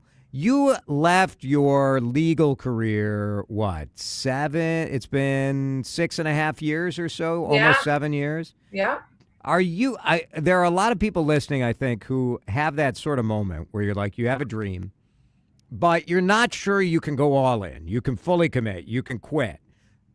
What advice would you give for people who are deciding, all right, do I go for it like you have? Because it's not all been easy for you. Mm-mm. No, it's a lot of self-doubt, but at the same time, if you believe in whatever you're doing and surround yourself with people that support that idea, you just have to lean into it and just go with it. I don't know, I guess the entrepreneur in me, I'm stubborn. I'm not going to give up. I'm always constantly thinking of different ways to get people interested in desserts. I feel like the past several weeks and months that our city has kind of been involved with is bringing me back to the unrest that we, went through. And so it's been teetering between, I don't want to be so overly come get cheesecakes, right. in support of our community. But at the same time, I feel like I want to bring joy to our community. And if I can bring joy by baking and providing good treats, maybe that will be a little, joy that somebody can have in their daily life. So I guess I would just say, just go for it. I'm always open to talking with entrepreneurs and people who have things going on, and just kind of be there for your community and just go for it. Vanessa Drews is with us. You mentioned sort of the unrest, and we've heard from a lot of restaurant owners that it's been a struggle, that January is always slow. You have people eating healthier. You have people worried about the economy. What have the last couple of weeks been like for Cheesecake Funk? Just like I said, just really kind of trying to be there for my community in ways, and without being so in your face about come out, I'm just there for people. And so I guess whatever I can do to help my restaurant partners. I work with you're in a lot restaurants. You're in a lot of restaurants, right? You mentioned the Crave Group, but you're in Butcher's Tail and I'm in over 20 restaurants. I'm still providing cheesecakes to like the DoubleTree Hotel in the West End, the new restaurant Bochetto in the West End, W.A. Frost, Invergrove Brewing, Lakeville Brewing, Edo, Chloe. I also provide cheesecakes to Paisley Park too. So on top of providing cheesecakes to the restaurants, they're also a customer of mine, so I've been trying to help them in any way. If they're slower, that's fine, but they all know that they can just pick up the phone and get freshly made desserts for their menu. So I'm just here to support the community and try to be a really good homemade based bakery in the Twin Cities. All right. We love it. If you're watching on the video stream, you're probably hungry, looking at the beautiful cheesecakes from Cheesecake Funk. Look at that. So good. So good. I'm a little mad you didn't come in, Vanessa, though, because Vanessa joined us remotely because I didn't get any cheesecake then. I'm just selfishly. Sorry. I got to make cheesecakes for my restaurants. It's Valentine's week. How does this help me, Vanessa? Let's be real. Well, come on. Well, doors always open for you. I'd love to see and welcome you in the space. I'm so happy for your success and just hope that people go buy some cheesecake to celebrate Valentine's Day. You can celebrate any day. You don't need to wait for the holiday for sure. But thank you so much for being with us. Vanessa Drews from Cheesecake Funk. You can go see her new location out in Excelsior. Thanks, Vanessa. Bye. Good to see you. Thank you. All right, that's DeRusha Eats, brought to you by the Minnesota Pork Board. We will be back in just a minute with a conversation about parking meters. Something I heard on this radio station earlier today that has to be one of the dumbest, most selfish takes since I just tried to get a free cheesecake moments ago. Drive Time back on CCO. You're listening to Drive Time with DeRusha. Video streaming live on YouTube and always on your radio at News Talk 830 WCCO. This is an alert for you if you are looking to up your game and improve your style. It is Jason here for my headquarters for quality premium men's clothing. That is JH and Sons at the Galleria in Edina. Right now, the jeans I'm wearing are from JH and Sons. I just step back on the video. It's sort of hard. It's not really a full body shot here. And I think now, could you call 911? I stretched in a way that I may be forever changed. But, quality Italian tailoring will do that to you. It happens. JH and Sons is going to get you kicking and stretching and jumping for joy as well.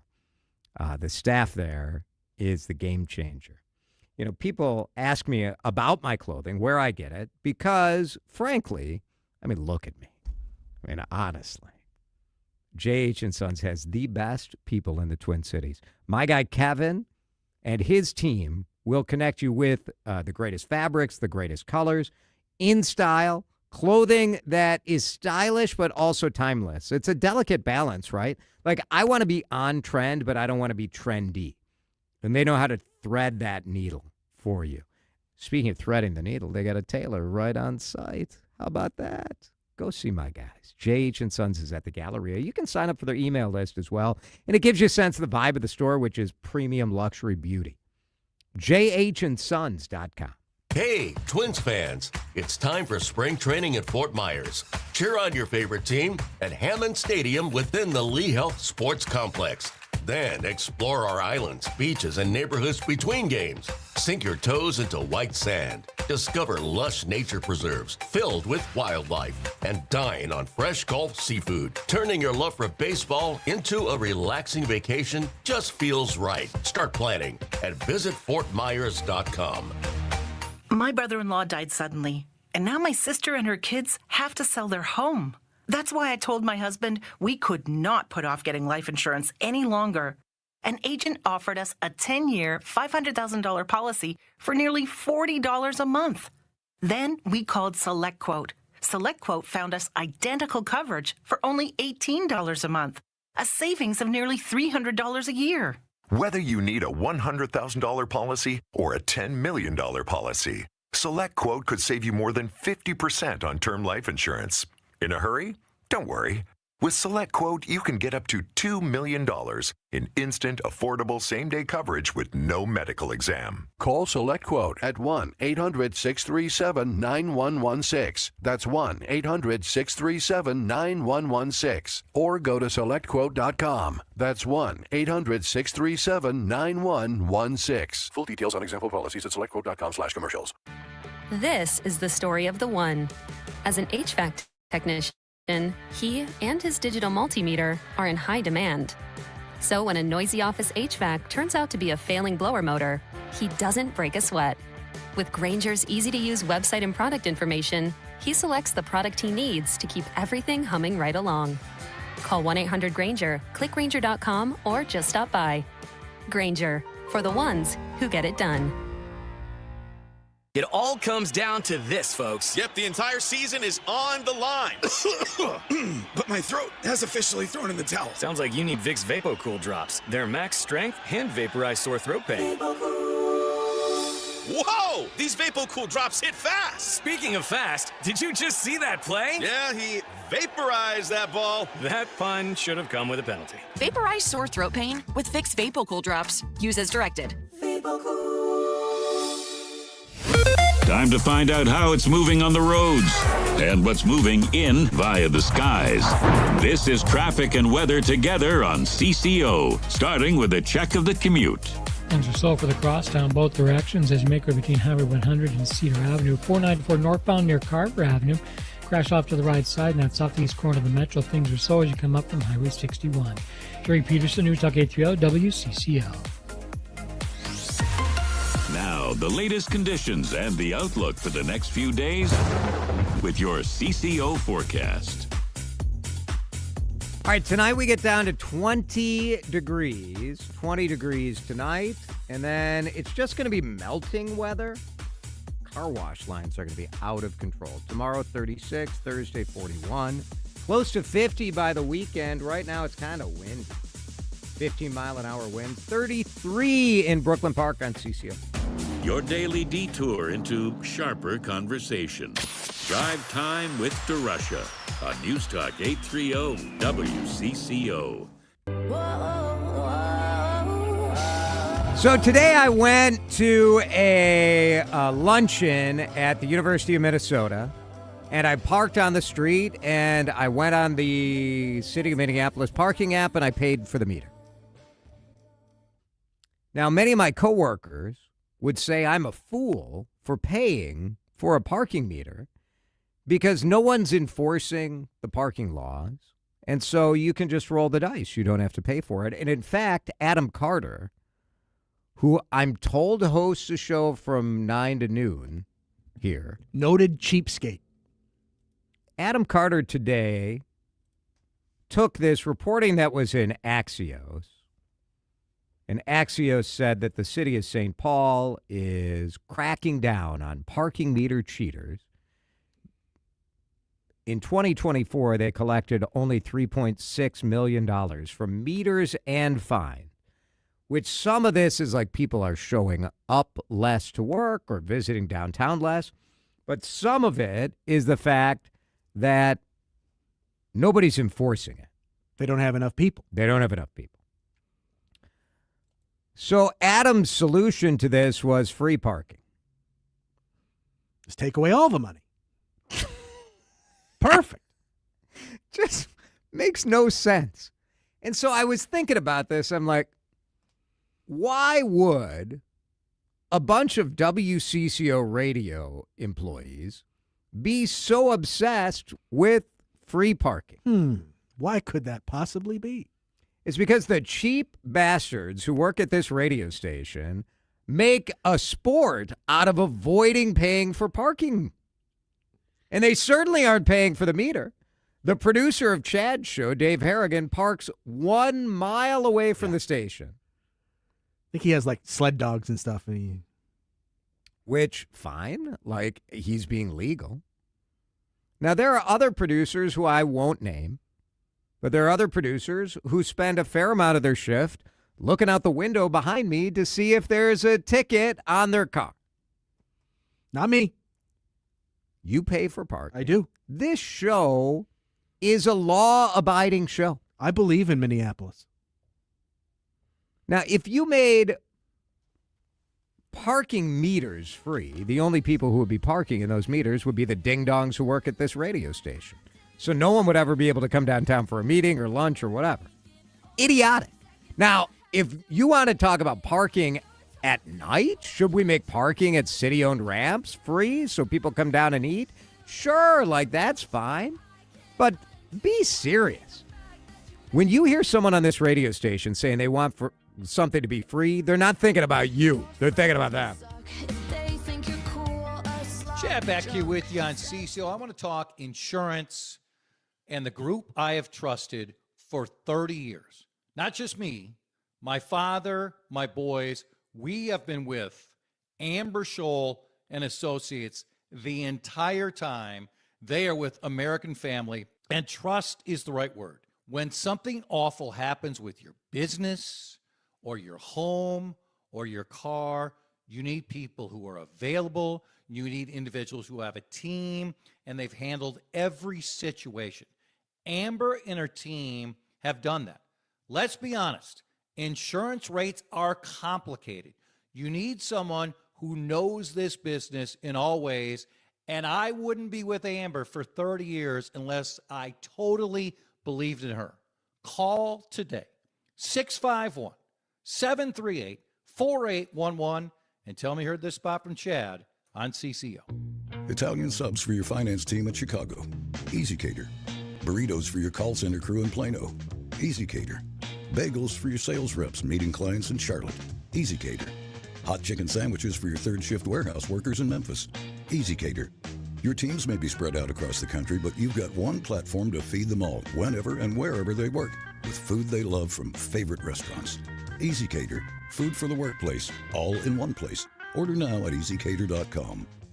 Welcome back to Winter Hack Radio, the place for clever hacks to survive the season. Icy driveway? Well, try spreading sand or birdseed to help with traction. Snowy puppy paws? Well, grab a whisk, brush it off, done. Catch COVID-19? Well, just get... Actually, there's no hack for COVID-19. But if you test positive, prescription medications for COVID exist. Ask your doctor if they're right for you. Visit PfizerForAll.com to learn more. Sponsored by Pfizer. News Talk 830 WCCO, Minneapolis, St. Paul.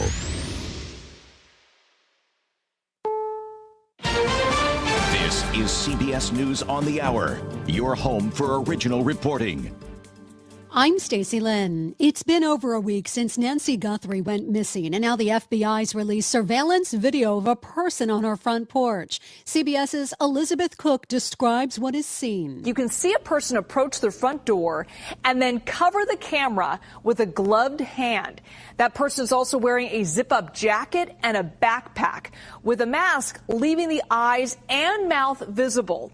A gun also appears to be in a holster in the middle of their waistband, the front part of their pants. Former NYPD detective Kurt Burkhalter says this is a game changer. Someone knows this person, someone other than this person's associates who were interacting with them or may have assisted with them. The clothing is somewhat distinct, their gait and so forth. A federal court in Georgia has unsealed records related to the FBI's seizure of 2020 election materials from Fulton County. Here's Justice reporter Jacob Rosen. The affidavit listed what the agent said were 5 deficiencies or defects with the 2020 election and the counting of votes in Fulton County, including issues with the number of scanned ballot images in Fulton County's possession, ballots being scanned multiple times during a recount, and inconsistencies regarding tallies in an audit of ballots. The National Governors Association has canceled its annual White House meeting after President Trump only invited Republican governors to what has always been a bipartisan event. Press Secretary Caroline Leavitt defended her boss. The president has the discretion to invite whomever he wants to the White House, and he welcomes all those who received an invitation to come. And if they don't want to, that's their loss. If you owe a lot of child support, Cammie McCormick reports you could lose your passport. Parents owing more than $2,500 in child support have been subject to having their passports revoked by law. But in the past, that's only been done when they went to apply for renewal. The Associated Press is reporting the State Department will now begin to revoke passports on its own initiative, based on data shared by the Health and Human Services Department. Day 4 of the Winter Olympics in Italy, and Team USA brought home multiple medals today in curling, men's cross country, and the luge. Plus, Americans also got a bronze medal in the Alpine women's team combined today. Lots of attention on that as Breezy Johnson, the newly crowned gold medalist from Sunday's downhill race, teamed up with the most decorated Alpine skier ever, Michaela Schifrin. They came in fourth. Their teammates Jackie Wiles and Paula Moltzan teamed up and got a bronze. That's CBS News correspondent Seth Doan in Cortina. This is CBS News. Real crimes, real justice. Follow and listen to 48 Hours on the free Odyssey app or wherever you get your podcasts. Minnesota's trusted voice. Every hour. Let's get you caught up with what's happening now on News Talk 830 WCCO. Sunny and 33 degrees at 5:03. I'm Mark Fry. This hour's top story. Governor Tim Walz says he has been in constant talks with Border Czar Tom Homan and White House Chief of Staff Susie Wiles about Operation Metro Surge winding down. He says it will be days, not weeks or months. It would be my hope that Mr. Homan goes out before Friday and announces that this thing is done. And they're bringing her down, and they're bringing her down in days. That would be my expectation. I mean, to me, it strikes at the core of my soul, seeing this as a win-loss. This is a loss for everybody involved. While speaking today at a press conference spotlighting the toll that the surge has taken on the state's economy, with recent estimates showing Minneapolis has lost $100 million in the last 3 months. The impact is pretty clear right here. This place should be hopping. This place should be full. We should have the 4 employees that would be working this kitchen be working here. They're not, which the trickle-down effect of that is, how do they make rent? How do they pay for food? How do they do the things they need to do? Walz hopes to release a relief package for businesses later this week, similar to what occurred during COVID. Burnsville police confirming that a 14-year-old boy is dead following a shooting last night. It happened near the Glen at Burnsville Apartments along Harriet Avenue South, just south of West Burnsville Parkway. Police responded about 10:30 last night and then found the teen in the lobby of the apartment building. He died at the hospital. A shelter-in-place order was issued for the nearby community, but it was lifted after about 2 hours. Police say the shooting was not random and there is no ongoing threat to the community. Susie Jones, News Talk 830 WCCO. Bloomington police detailing a record 30 arrests in the city's latest human trafficking sting. Chief Booker Hodges revealed that the 2-day operation, dubbed Looking for Love in All the Wrong Places, nabbed suspects from various professional backgrounds, including a federal background investigator for ICE and a former clergy member. One thing that we have to realize is that even though you don't see it, if we were not conducting these operations, it would be even more rampant than it is now. While the majority of suspects face gross misdemeanor charges, investigators are now aggressively pursuing a lead on a potential sex trafficker identified during the operation to dismantle a larger criminal network. In Bloomington, I'm Taylor Rivera, News Talk 830 WCCO. And a new harm reduction station is open in the Twin Cities. Fentanyl Free Communities Foundation installed it at Backstory Coffee Roasters West Side in St. Paul. Michelle Hines says the station is stocked with nasal Narcan and fentanyl test strips for the community to take free of charge, and they're available 24/7. Literally, you peel it back, you put it in the nostril, and you plunge. Send the antidote up into their nostril, and the box has 2 doses in it. And that's because oftentimes 2 doses are needed. You would wait up to 2 to 3 minutes. If they're not responding, then you would give another dose. But of course, in the meantime, you've dialed 911 and EMS are on their way. Her son Tyler died 6 years ago after buying what he thought was a Percocet, and it turned out to be 100% fentanyl. It's 5:06. Traffic and weather next. Time to find out how it's moving on the roads and what's moving in via the skies. This is traffic and weather together on CCO, starting with a check of the commute. Slow stuff in place for South 35W 106th Street to Highway 13. Crosstown slows both directions between Cedar and 100. East 494 through Bloomington, that's on the heavy side as you make the run France Avenue to Cedar Avenue. West 694 jammed up Central to Highway 252. Jerry Peterson, News Talk 830 WCCO. Now, Now, the latest conditions and the outlook for the next few days with your CCO forecast. And here's WCCO TV Chief Meteorologist Chris Schaefer. The clouds will clear out. The wind will settle down as we fall back to about 20 for the overnight low. Plenty of sunshine tomorrow with a high of 36. That's about 9 degrees above average. And that's the coolest of the next several days. 41 on Thursday, into the 40s with a swing at 50 by this weekend. Sunny and 33 at News Talk 830 WCCO. If you're still curious, you're in the right place. News Talk 830 WCCO. He knows news. He knows talk. He knows nonsense, too. So get ready for a lot of each.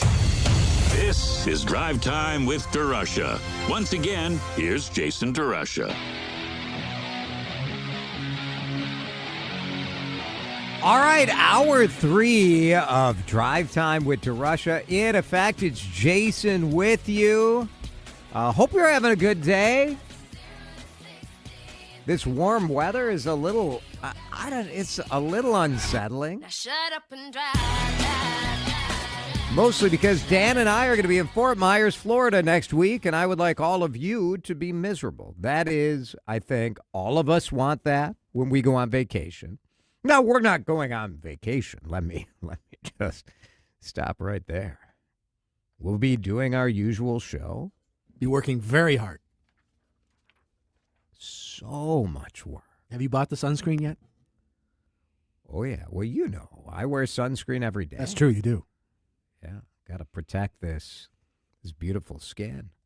You, I assume, need it in like a vat form to cover the top of your head? You know how they do the spray tan where you just go in the booth and, do like the TSA spread and then bam. Yeah. I'm so excited to be at spring trading next week. We'll have our regular show, but we'll also every hour have some Twins interviews and coverage. And I think we're excited to see what is spring trading like this year. New manager, new owners representative, a number of new players on the team. Although the core of this team, I think despite the fear that a lot of Twins fans had, I think the core is mostly the same, right? Your big stars are still your big stars. Buck and Pablo and Joe Ryan and Bailey Ober Right. and Also Royce there. Lewis and they're all still there. So we're a little worried about the bullpen.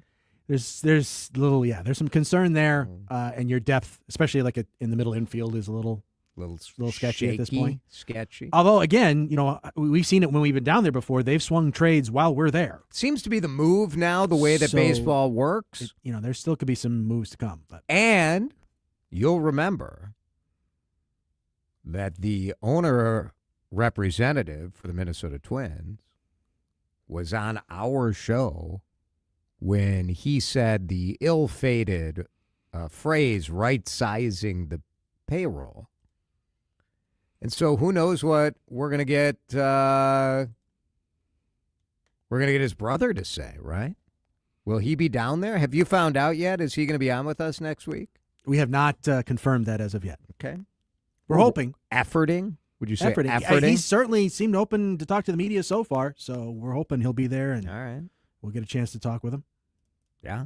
Don't be afraid of me just because once I brought down the family, unintentionally. Tom doesn't strike me as afraid of a whole lot, so. Well, let's not go so far. I mean, he should be a little afraid of me. No, I don't think I'm a little intimidating, aren't I? No, not really. It's 5:11. Let's do the DeRUSH Hour News Headlines. The headlines you might have missed without missing a beat. This is your fast pass through the biggest and most impactful stories of the day.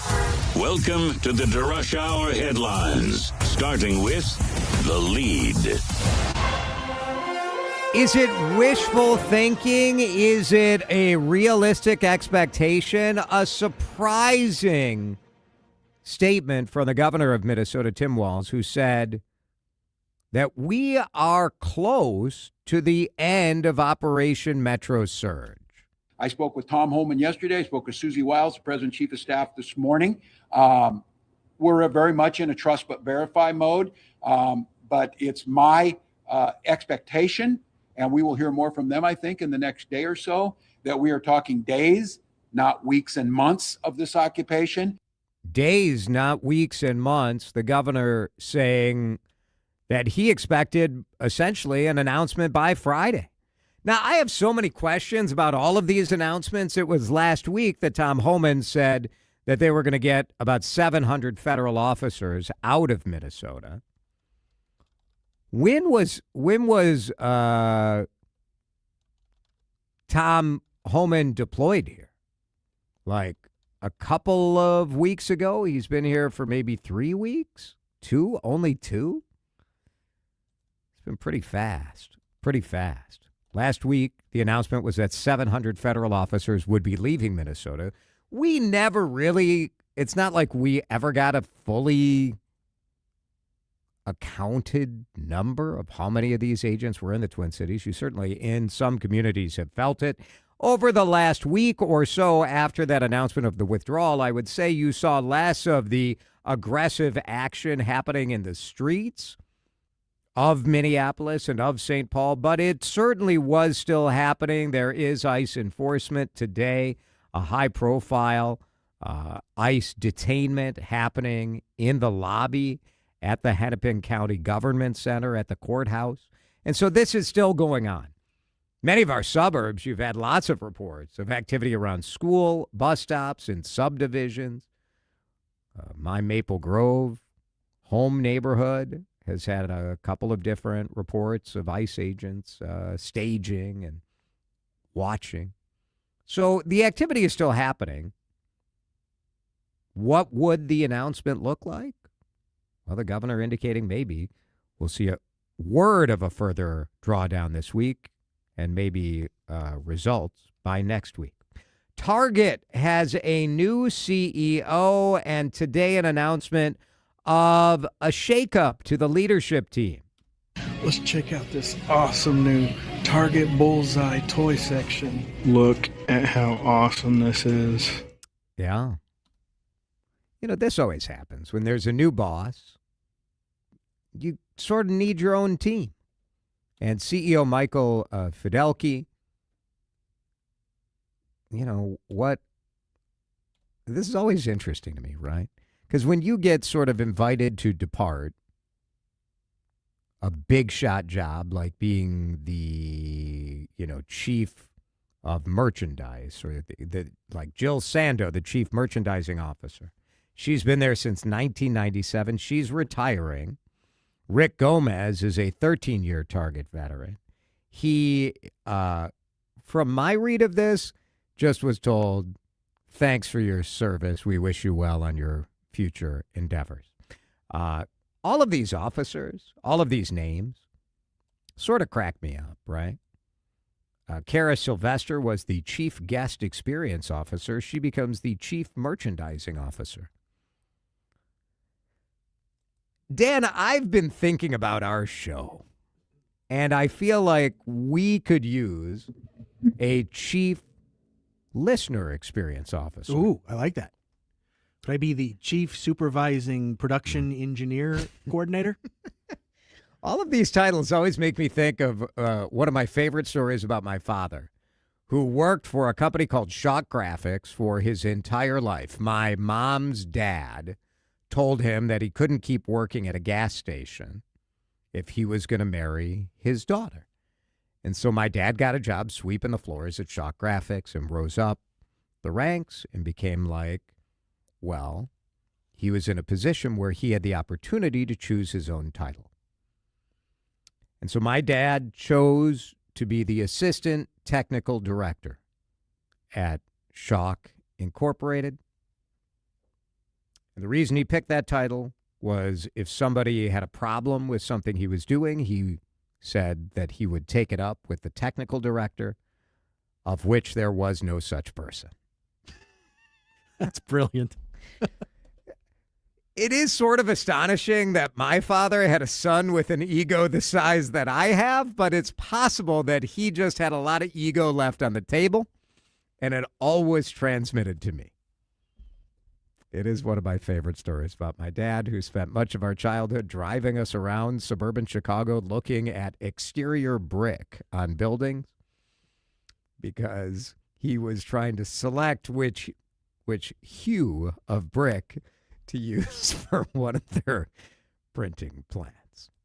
Minnesota Aurora has their season tickets going on sale. They went on sale just this afternoon. Minnesota Aurora, the women's pre-professional soccer team, now celebrating their 5th year in the Twin Cities. It has been such a success. So we wanted to bring in Sarah Hassoun, the president of Minnesota Aurora FC, who joins us on the John Schuster Coldwell Banker Hotline. And it's a big day for you guys, Sarah. It is a big day. Thanks for having us. I love to talk about our season tickets. It's like Christmas comes in February. Our season ticket holders are part of the heart and soul of this club. Those folks who are willing to commit to coming and seeing us every single game at TCO Stadium just means everything. And it's so fun to be in the stadium and see the same faces every game and know that there are folks who are going to be with us. So they are really vital. The renewals have already been underway, but new ticket opportunities, season tickets on sale just starting this afternoon. And tell me about the charitable partner, because you guys, taking note of what's going on in the community right now, are donating a portion of every season ticket sold this year. Yeah, absolutely. We, to your point, are seeing and feeling what's happening in our community, and we know our community is hurting and needs support. And for us, it's vital that we are always thinking about how everything that we do can point back to community and can make sure that we're really shining a light on the folks who are doing that work that is so important. And so we're so grateful to our partner and community owner, Nate Pence, over at Pence Homes, when we cooked up this idea about trying to make sure that a portion of our season ticket sales went directly to the Immigrant Law Center of Minnesota and really wanted to kind of amplify that impact. Nate immediately said yes, and that Pence Homes was on board. And so we've diverted $1 from every single season ticket sold. Nate is rounding that up with $4 to make a total of $5 in honor of our 5th anniversary season that'll go directly to that Immigrant Law Center of Minnesota for every single season ticket sold this year. So when you're supporting Aurora, you're buying a season ticket, you're looking forward to the summer, looking forward to that warmer weather and those, joyful times, you can also know that you're supporting our community and really supporting folks who are doing that vital work. Sarah Hassoun is the president of Minnesota Aurora FC. Sarah, could we lose a regular season game and actually win the championship this year? Could we make that trade maybe? If I had to make a deal with someone, if I had to sign a contract, I think I would make that trade. Yes. My goal you would think? be that we can. Of course you would to make that trade. Oh, my goodness. I like to say, I think sort of, the story writers have just waited for our 5th anniversary to give us that elusive championship. It makes for a better story. And that 5th anniversary, I like we it. finally bring it home. So that's what I'm manifesting. I like it. I like the spin for sure. Sarah Hassoun, we appreciate it. Good luck on the season ticket sale starting today. Thank you very much. Thanks for having me. MNAurora.com is where you can do that season ticket purchase. It is fun. It is fun to see the Minnesota Aurora, but they have to win one, man. Like undefeated in the regular season, 3 or 4 years in a row? So what? You got to win the big one. That's what I say. That is the DeRUSH Hour News Headlines. Let's go in depth next with maybe an unintended consequence of Minnesota's crackdown on fraud. The state, because there was so much fraud in the human services area, suspended payments and slowed payments. And what's happening now? Some home health care and aging care providers are going out of business because they just can't float the money to stay in business. We'll talk about that when we come back. This is Drive Time with DeRusha on News Talk 830 WCCO. My husband's an animal in bed. Well, Not in the fun way. Think warthog with a chainsaw. Snoring and sleep apnea affect over 90 million people, and 1 out of 4 couples sleep in separate rooms. Advent's unique approach can help you breathe and sleep better, and many avoid a CPAP. Most insurance is accepted for these effective 20-minute in-office treatments. Hey, the only animal you want in your bed is your dog. AdventNews.com. Jordana here for my friends at Mini Leaf. Hear what they're saying about this brand I love. Tell me about your experience with the night gummies. I started using them. I think this is my third order. I heard Jordana on WCCO radio talking about it, and I thought, well, if she's doing it, trying to get off the Ambien, and I started with the pineapple gummies for sleep. That's what I take them for, is sleep. And I've been very pleased with the product. I started with the full gummy. Now I only take half, and that helps me sleep. So I'm very happy with the product, and I'm 70 years old. So. And those sleep night gummies will help her sleep painlessly through the night. Those sleep night gummies are a real charm. Check out Mini Leaf's products at MINNELEAF.com. Check out that Triple Diamond Pain Cream, those sleep night gummies, or their other great products. I use them. There's so many CCOers that absolutely love them. You will too. Mini Leaf means quality. Taste happy at minileaf.com. The home of Minnesota's best legal products. Some things are easier said than done, like packing your carry-on and getting everything to fit. Whew. Other things are easier done than said, like getting $500 cash back when you open a new TrueStone checking account, so you can bag back some cash back to stash in your backpack. Hard to say, but easy to do, because our digital switch kit makes setting up your new TrueStone checking account practically effortless. Easy and $500? It's true, because we're TrueStone. Open by December 31st, and within 60 days, set up a $5,000 direct deposit and e-statements. Membership required. This is the story of the one. As an HVAC technician, he and his digital multimeter are in high demand. So when a noisy office HVAC turns out to be a failing blower motor, he doesn't break a sweat. With Grainger's easy-to-use website and product information, he selects the product he needs to keep everything humming right along. Call 1-800-GRAINGER, click Grainger.com, or just stop by. Grainger, for the ones who get it done. My ride smells just right, just right, just right, just right. Y'all gotta try that Febreze car.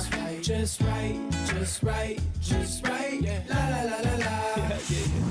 With up to 40 days of consistency. All low Febreze car clips right on your vent. You know my car's my happy place. Keep that smile on my face. When it smells just right, just right, just right. Yeah. Breathe happy Febreze. La la la la. Drive Time with DeRusha. Please call into the Jason DeRusha Show. Let's go. If you have something to say to the people of Minnesota, say it on the radio. On News Talk 830 WCCO.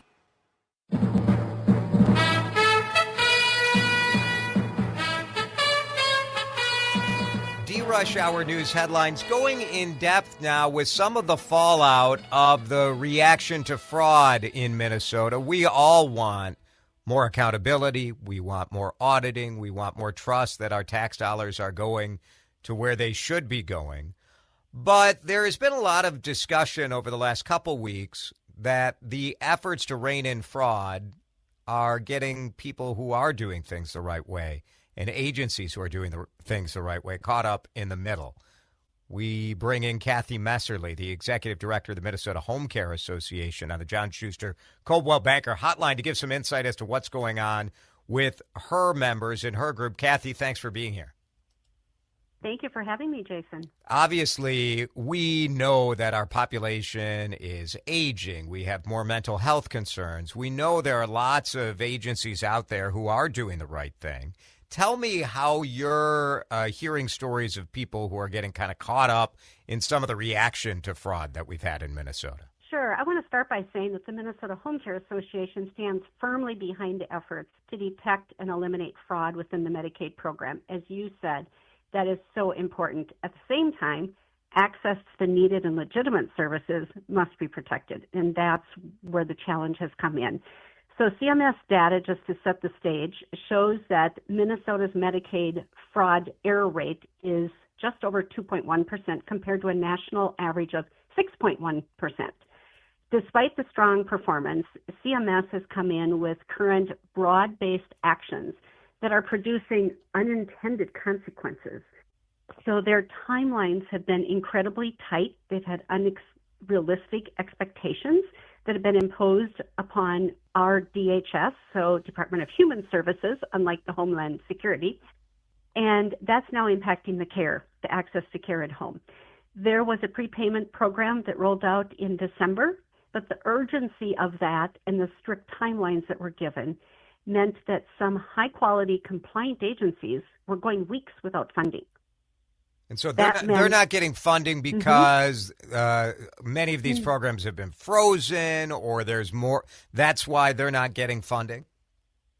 So what happened is for the home care programs, they submit their claims and then they get funding, but the claims were held up because of the review process. We fully agree there should be a review process, but in order to get that launched, claims were held for weeks. And so agencies were not getting the payment every 2 weeks that they were anticipating, nor did they have any forewarning that that was going to happen. So they can't pay their people, they can't pay their bills, like the way they cash flow their business is all thrown into a mess right now. Exactly. And these are agencies, I might note, because of the low reimbursement rates, that have very slim margins, very slim. Right. So we had some that were now not able to make payroll. We had employees that were willing to work for no pay. We had, there was one agency in Duluth that was serving 400 people with personal care services. They closed as a direct result of this. I mean, the real struggle is that, and we had reporting over the last couple days that, some of the autism intervention providers that were funded by Medicare, or Medicaid rather, were, like 90% had irregularities. So you look at it and you can understand why the hammer came down and they said, well, we're going to shut all this, or we're going to delay everything to figure it out. But I also am empathetic to your members' concerns and the employees who are serving this and the people who need this. What do you have a proposal of what a better way to deal with this would be? We had recommended that they start with the higher risk, identify what your risk levels are, and just roll this out for the highest risk and then work your way down. Instead, they've rolled it out across the board, and that's a lot to manage at one time.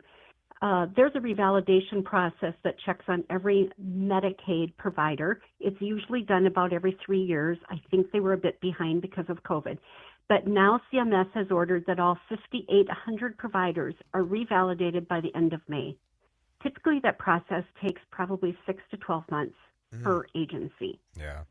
And they've, my understanding is they're deploying more than 160 state employees are being redeployed to work on the paperwork process and to do on-site visits. But this is from agencies all across the state, including the DNR.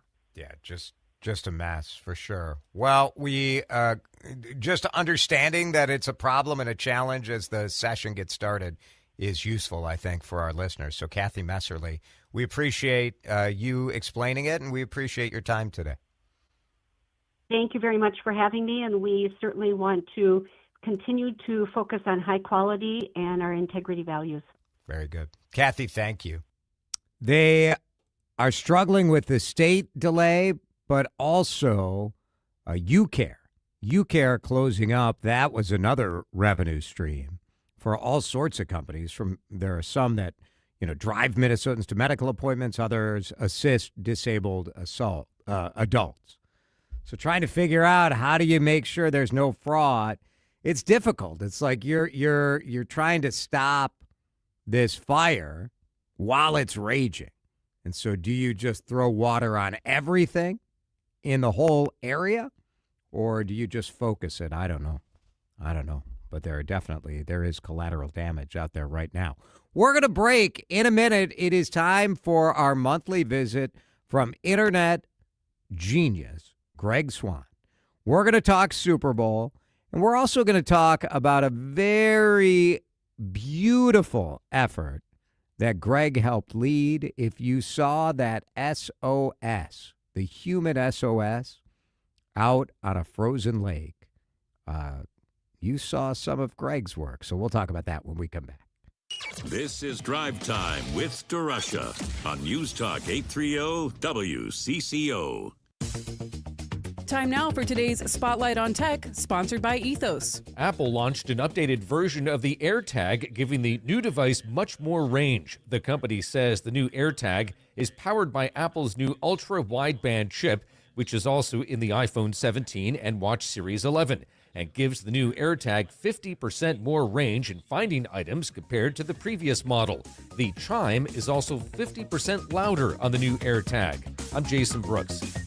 My name is Whitney Allen, and I'm a widow. My husband, Ryan, died. We never thought we'd ever have to use life insurance, but the unexpected happened. With Ethos, signing up was fast and 100% online. You can get a quote in seconds, apply in minutes, and get same-day coverage. No medical exams, and you can get up to $3 million worth of coverage. I'm grateful we were prepared. Get your free quote at ethos.com/radio. That's ethos.com/radio. Paid spokesperson. Time spent on application may vary. Online health questions required. Hey, Adam Carter here, inviting you to join me November 30th to explore tropical Costa Rica with Colette. We'll stay in the Monteverde Cloud Forest, a place you have to see to believe, where trees grow to heights of 100 feet and the wildlife is abundant, from butterflies to sloths.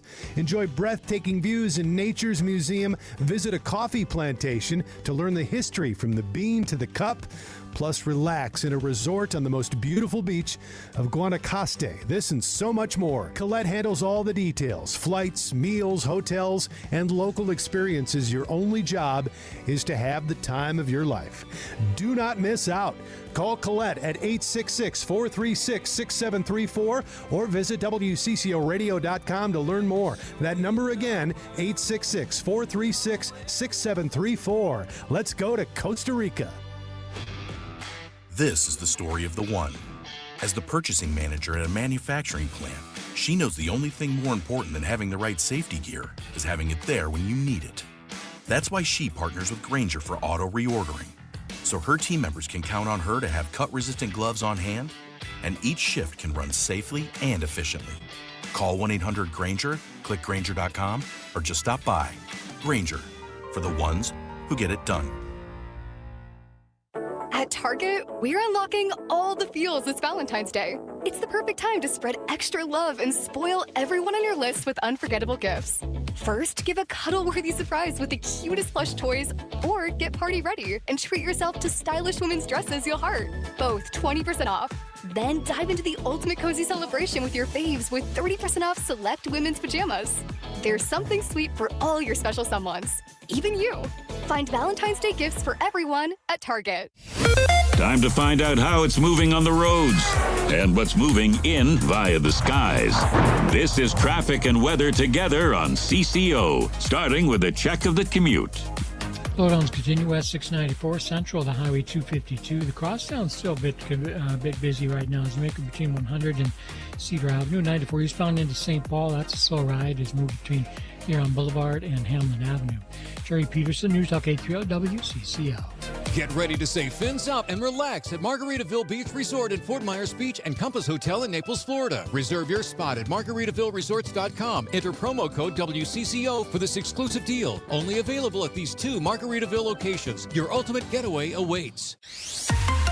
Now, the latest conditions and the outlook for the next few days with your CCO forecast. All right, weather time. Let's check in with Chief Meteorologist Chris Schaefer. We'll finally shake the clouds as we head into the night tonight. The wind backs off, cooling back to about 20. 36 the afternoon high tomorrow under a mostly sunny sky. And we really start to warm Thursday into the low 40s. We'll stay there Friday. We have a shot at hitting 50 this weekend. Weather is brought to you by Margaritaville Resort, which will be staying at Margarita Resort next week, in fact. So we appreciate their support. Also brought to you by Compass Hotel in Naples. So Margarita in Fort Myers Beach, Compass Hotel in Naples. The temperature right now in downtown Minneapolis is warm but windy. It's 32 on CCO. Where curiosity hits the gas. Drive time with DeRusha on News Talk 830 WCCO. From viral chaos to tech, pretend to understand what's next. Let's find out. This is Greg Swan explains the internet. Greg Swan explains the internet every month for us here on CCO. You were part of the news this month, which we'll talk about in a couple of minutes. But we want to start. First of all, hello. Hello. We got to talk about the Super Bowl. We have to talk What else is there to talk about? It's the Super Bowl this year from your standpoint. It was the AI commercial Super Bowl. which, of course, regular listeners of this segment should have not been surprised by that at all. Absolutely. So we don't really have a lot of things in culture anymore where we all pay attention. And even if you don't like the football, even if you're not actually tuned in, you've heard about the Super Bowl this year. And 135 million people tuned in. Crazy. 66 TV spots. So of those who did tune in, you've definitely seen that content either during the game, before it, or afterwards. Brands are paying $8 million for 30 seconds of your attention. Why? Why? Yes. Why? Why? Well, because we're paying attention, and we're almost never paying attention. We're watching TV. We stop driving. We stop to watch these commercials, and then we analyze them. And even the clunkers probably come close to getting their value out of this. Absolutely. So there are very few places in culture left other than live sports where you can make sure you're going to have someone's attention. And if you're going to have an advertising message, it is the Super Bowl. There were 50 minutes of commercials during the Super Bowl on Sunday. Huh. Interesting. And I saw some stat that, like, was it a third of them had either AI references or were an AI product? Yep, just about 25% of them. Did your crowd get all of these references? Because my Super Bowl party, it was mixed. Some of this was a little bleeding edge for people. Well, we definitely have some Gen Zers in the house who booed multiple times if there was anything with AI, and absolutely with my favorite ad of all of them, which was the Coinbase ad. I also love that ad, and then I hated it. Absolutely. So if you didn't see it, it is essentially just a blue screen, yellow letters, and it is lyrics of a famous boy band song, and it compelled your party to pause and sing along. We were singing. We were singing too. And I thought it was going to be a callback to the T-Mobile commercial earlier, which had a big Backstreet Boys reference. So even though I said there are almost no times where you can get someone's attention and that the Super Bowl is the place for attention, you also still have to fight for that attention. And what Coinbase did really well was get everyone to look and pay attention. And then they missed the final mark, which was, what is Coinbase? Why do I care about it?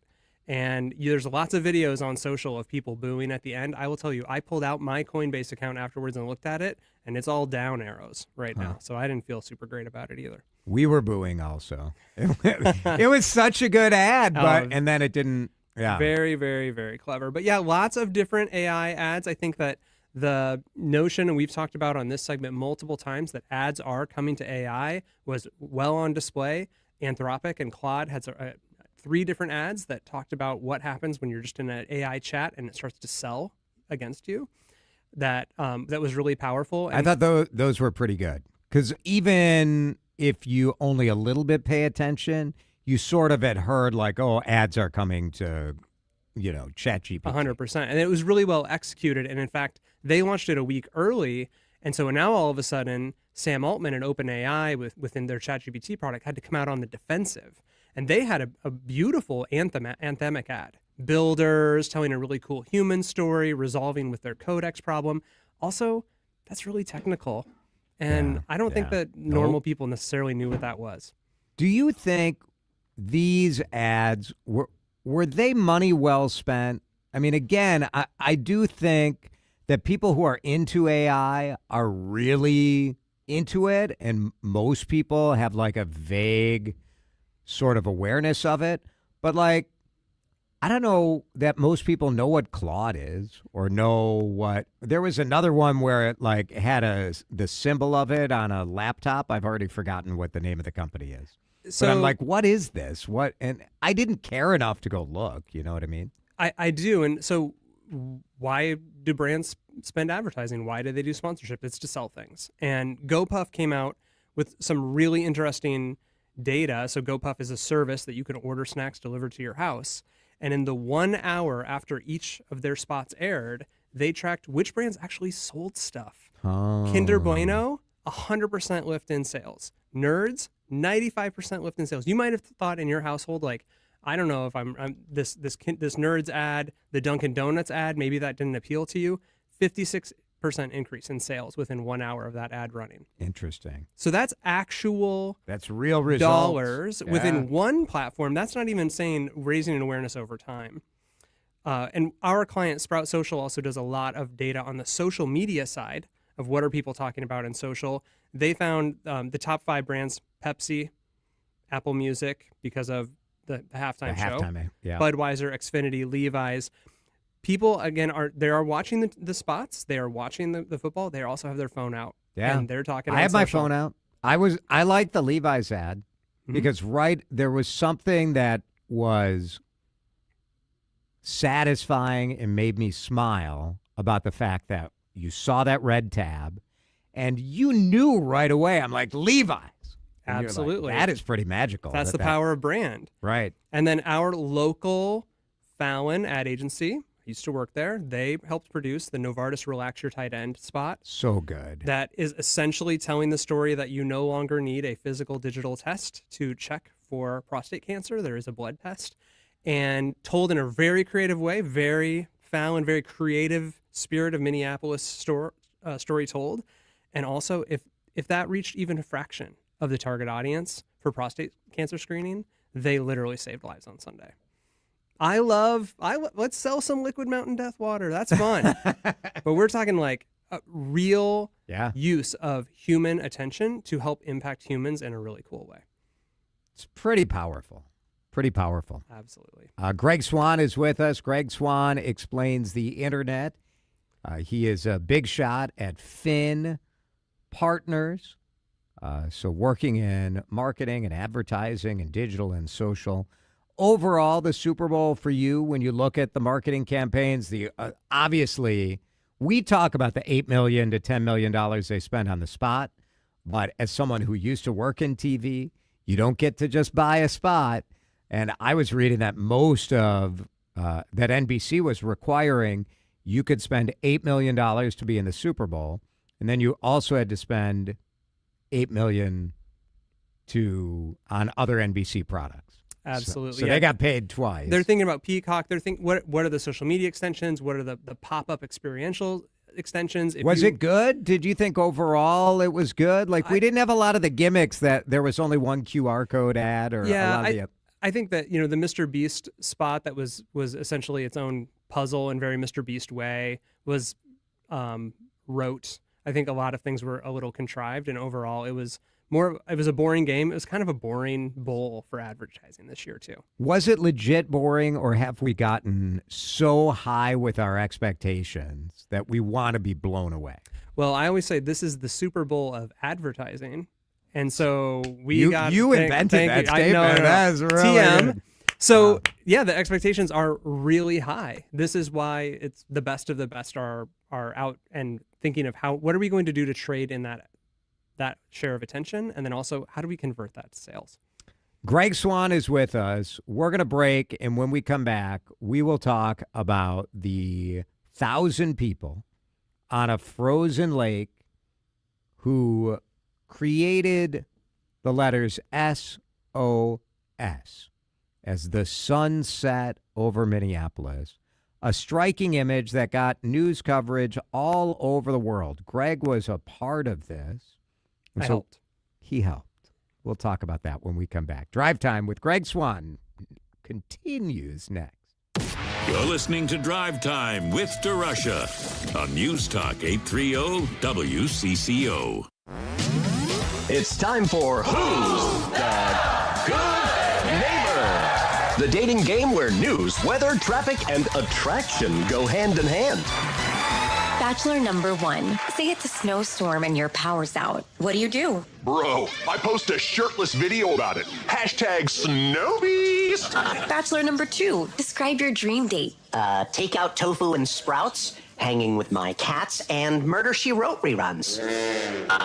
Bachelor number 3. You're at a dinner party and someone brings up local politics. What do? Well, I wait for the spin, then quote something I heard on 830 WCCO. Works every time.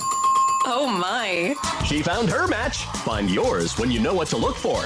Good neighbors who listen to News Talk 830 WCCO. At wealth enhancement, we believe wealth is in the details. Our team of trusted advisors craft personalized solutions to help you achieve your financial goals. Tune in to the Your Money Show on News Talk 830 WCCO every Sunday from 8 to 9 a.m. or go to wealthenhancement.com to connect with one of our advisors. Save big money on your next painting project at Menards. Pristine interior paint and primer in one is Dutch Boy's best hiding and most durable paint. It delivers a smooth, elegant finish while providing maximum scuff, stain, and mark resistance. Save big money on Dutch Boy paints and get your painting project started today. Plus, check out our weekly flyer on Menards.com for more great deals happening this week. Save big money at Menards. So many of us look around our house and say it is time to downsize. That's exactly what Susan and Kevin Borowick did. They join us now. I want to ask you about the process of working with the John Schuster Group, Coldwell Banker Realty, and your agent, Kieran Evanson. Well, it was just extremely smooth. We sat down, he did a market analysis for us so we could really develop a good pricing strategy. He sent out a staging consultant who helped us get things ready for showing. We just couldn't be happier. We received an offer, actually more than one offer, quite a bit over our asking price. That's part of the whole Schuster Group difference, is that their marketing programs really target the right buyers. Did you feel that when they were going through the process with you? Absolutely. If someone is on the fence about hiring the Schuster Group, what would you tell them? They greatly exceeded our expectations, and I would say you just cannot go wrong working with the Schuster Group. Contact John Schuster of the John Schuster Group, 952-222-9000, online, johnschustergroup.com. Terms and conditions may apply. Nothing makes a gathering great like Eggland's Best Eggs. They're just so delicious with better nutrition, too. For us, it's eggs any style, as long as they're the best. Eggland's Best. Better taste, better nutrition, better eggs. Welcome back to Winter Hack Radio, the place for clever hacks to survive the season. Icy driveway? Well, try spreading sand or birdseed to help with traction. Snowy puppy paws? Well, grab a whisk, brush it off, done. Catch COVID-19? Well, just get...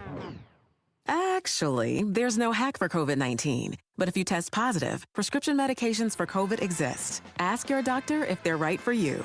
Visit PfizerForAll.com to learn more. Sponsored by Pfizer.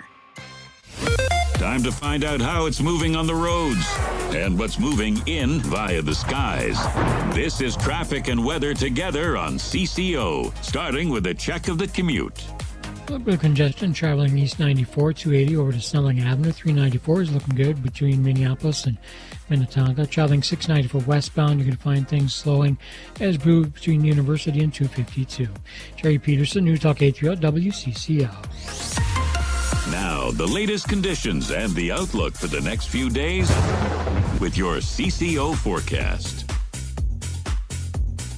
Forecast from Chris Schaefer. Tonight, partly cloudy, low of 20. Tomorrow, the high is 36.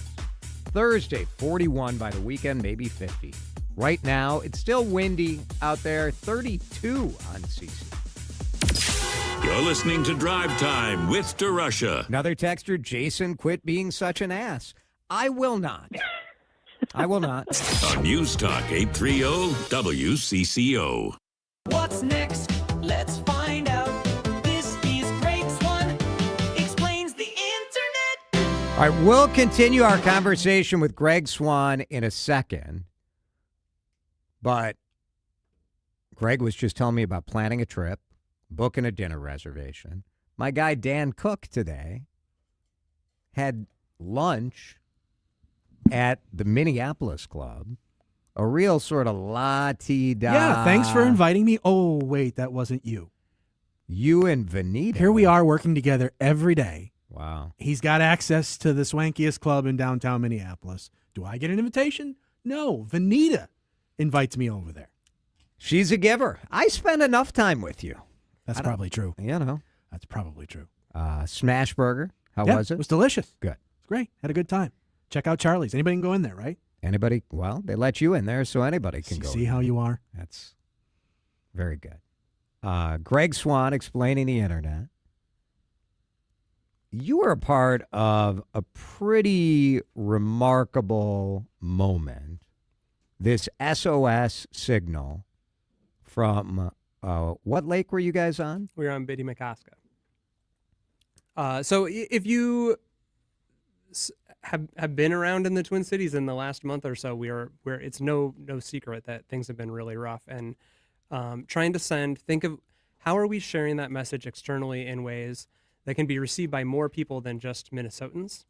And locally here, there's someone named Kevin Johnson, and he had an idea, and he was in the area when Alex Preddy was shot, and he went straight to the lake, and he did some math, and he used wood chips, and he built a giant SOS right there on the lake, the largest lake in the Twin Cities, or in Minneapolis. And he and a number of other people had an idea of, let's ask people to come stand there and hold flashlights as the sun is setting and send a message, send a signal to the world about what is going on here and that we need help. It was pretty amazing. And the coverage resonated all around the world. Yeah. So the visual of 1,000+ people gathered peacefully, very organized, very loosely. This was really spread through social media and text messages and Signal. Just come and gather, and we just want to send a message together, a quiet, peaceful moment together that really added up to a powerful image. That was covered by New York Times, CNN, Fox News, NBC, ABC, CBS, the BBC, USA Today, and internationally, UK, Germany, Spain, France, Turkey, Mexico, Latvia, Italy, Dominican Republic, even Al Jazeera ran segments on this 10 times within the next 24 hours. It really resonated. The power of community in Minnesota, of getting together and saying, we want to send a message that totaled more than 1 billion media impressions, hundreds of millions of social views. If it were more officially organized, do you think it would have resonated in the same way? I don't know if I can speak to that. I think there's a lot of power in this grassroots organizing. Not a single person on that lake was paid dollars to be out there, and it was 0-degree wind chill, and it was not cozy. That's sort of what I think, that just in the parts of this that have resonated most with people around the world, because I've done my share of interviews, it's the fact that like people were out and it was 40 below wind chill. Mm-hmm. And there's something about, and some of this is sort of not to get too big picture into like how we're worried about AI and like what is authentic and what is not.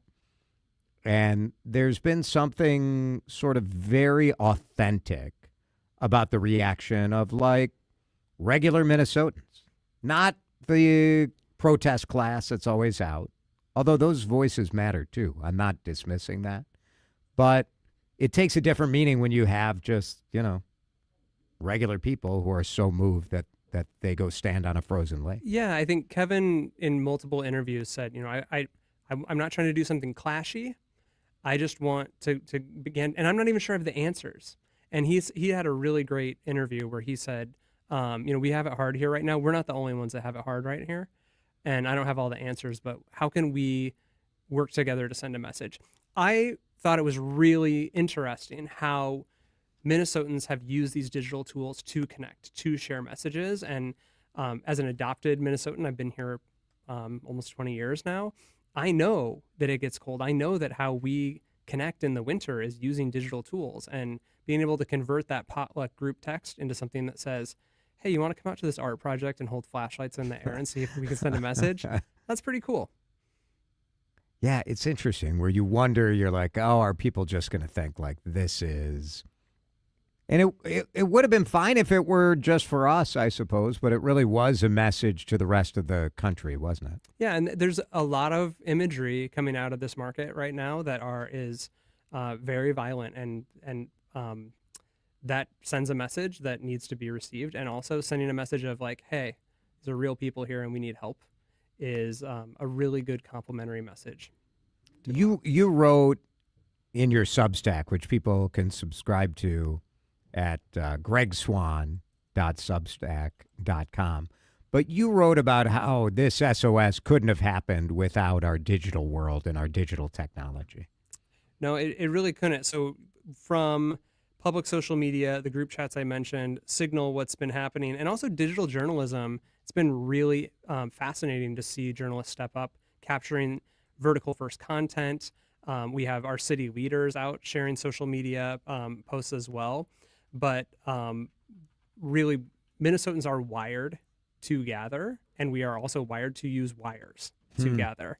And this specific moment was used in that way, and in many other moments that have been happening across the city for the last month have been a result of the fact that we know how to use these tools, and we know that when we come together, we can send a message that's stronger than an individual voice. You've noticed some of the mainstream media organizations also, Care 11, I think, especially on the forefront of the fact that they are producing news reports in sort of TikTok, Instagram, vertical format, and then they're just putting the vertical video on the news, which why not?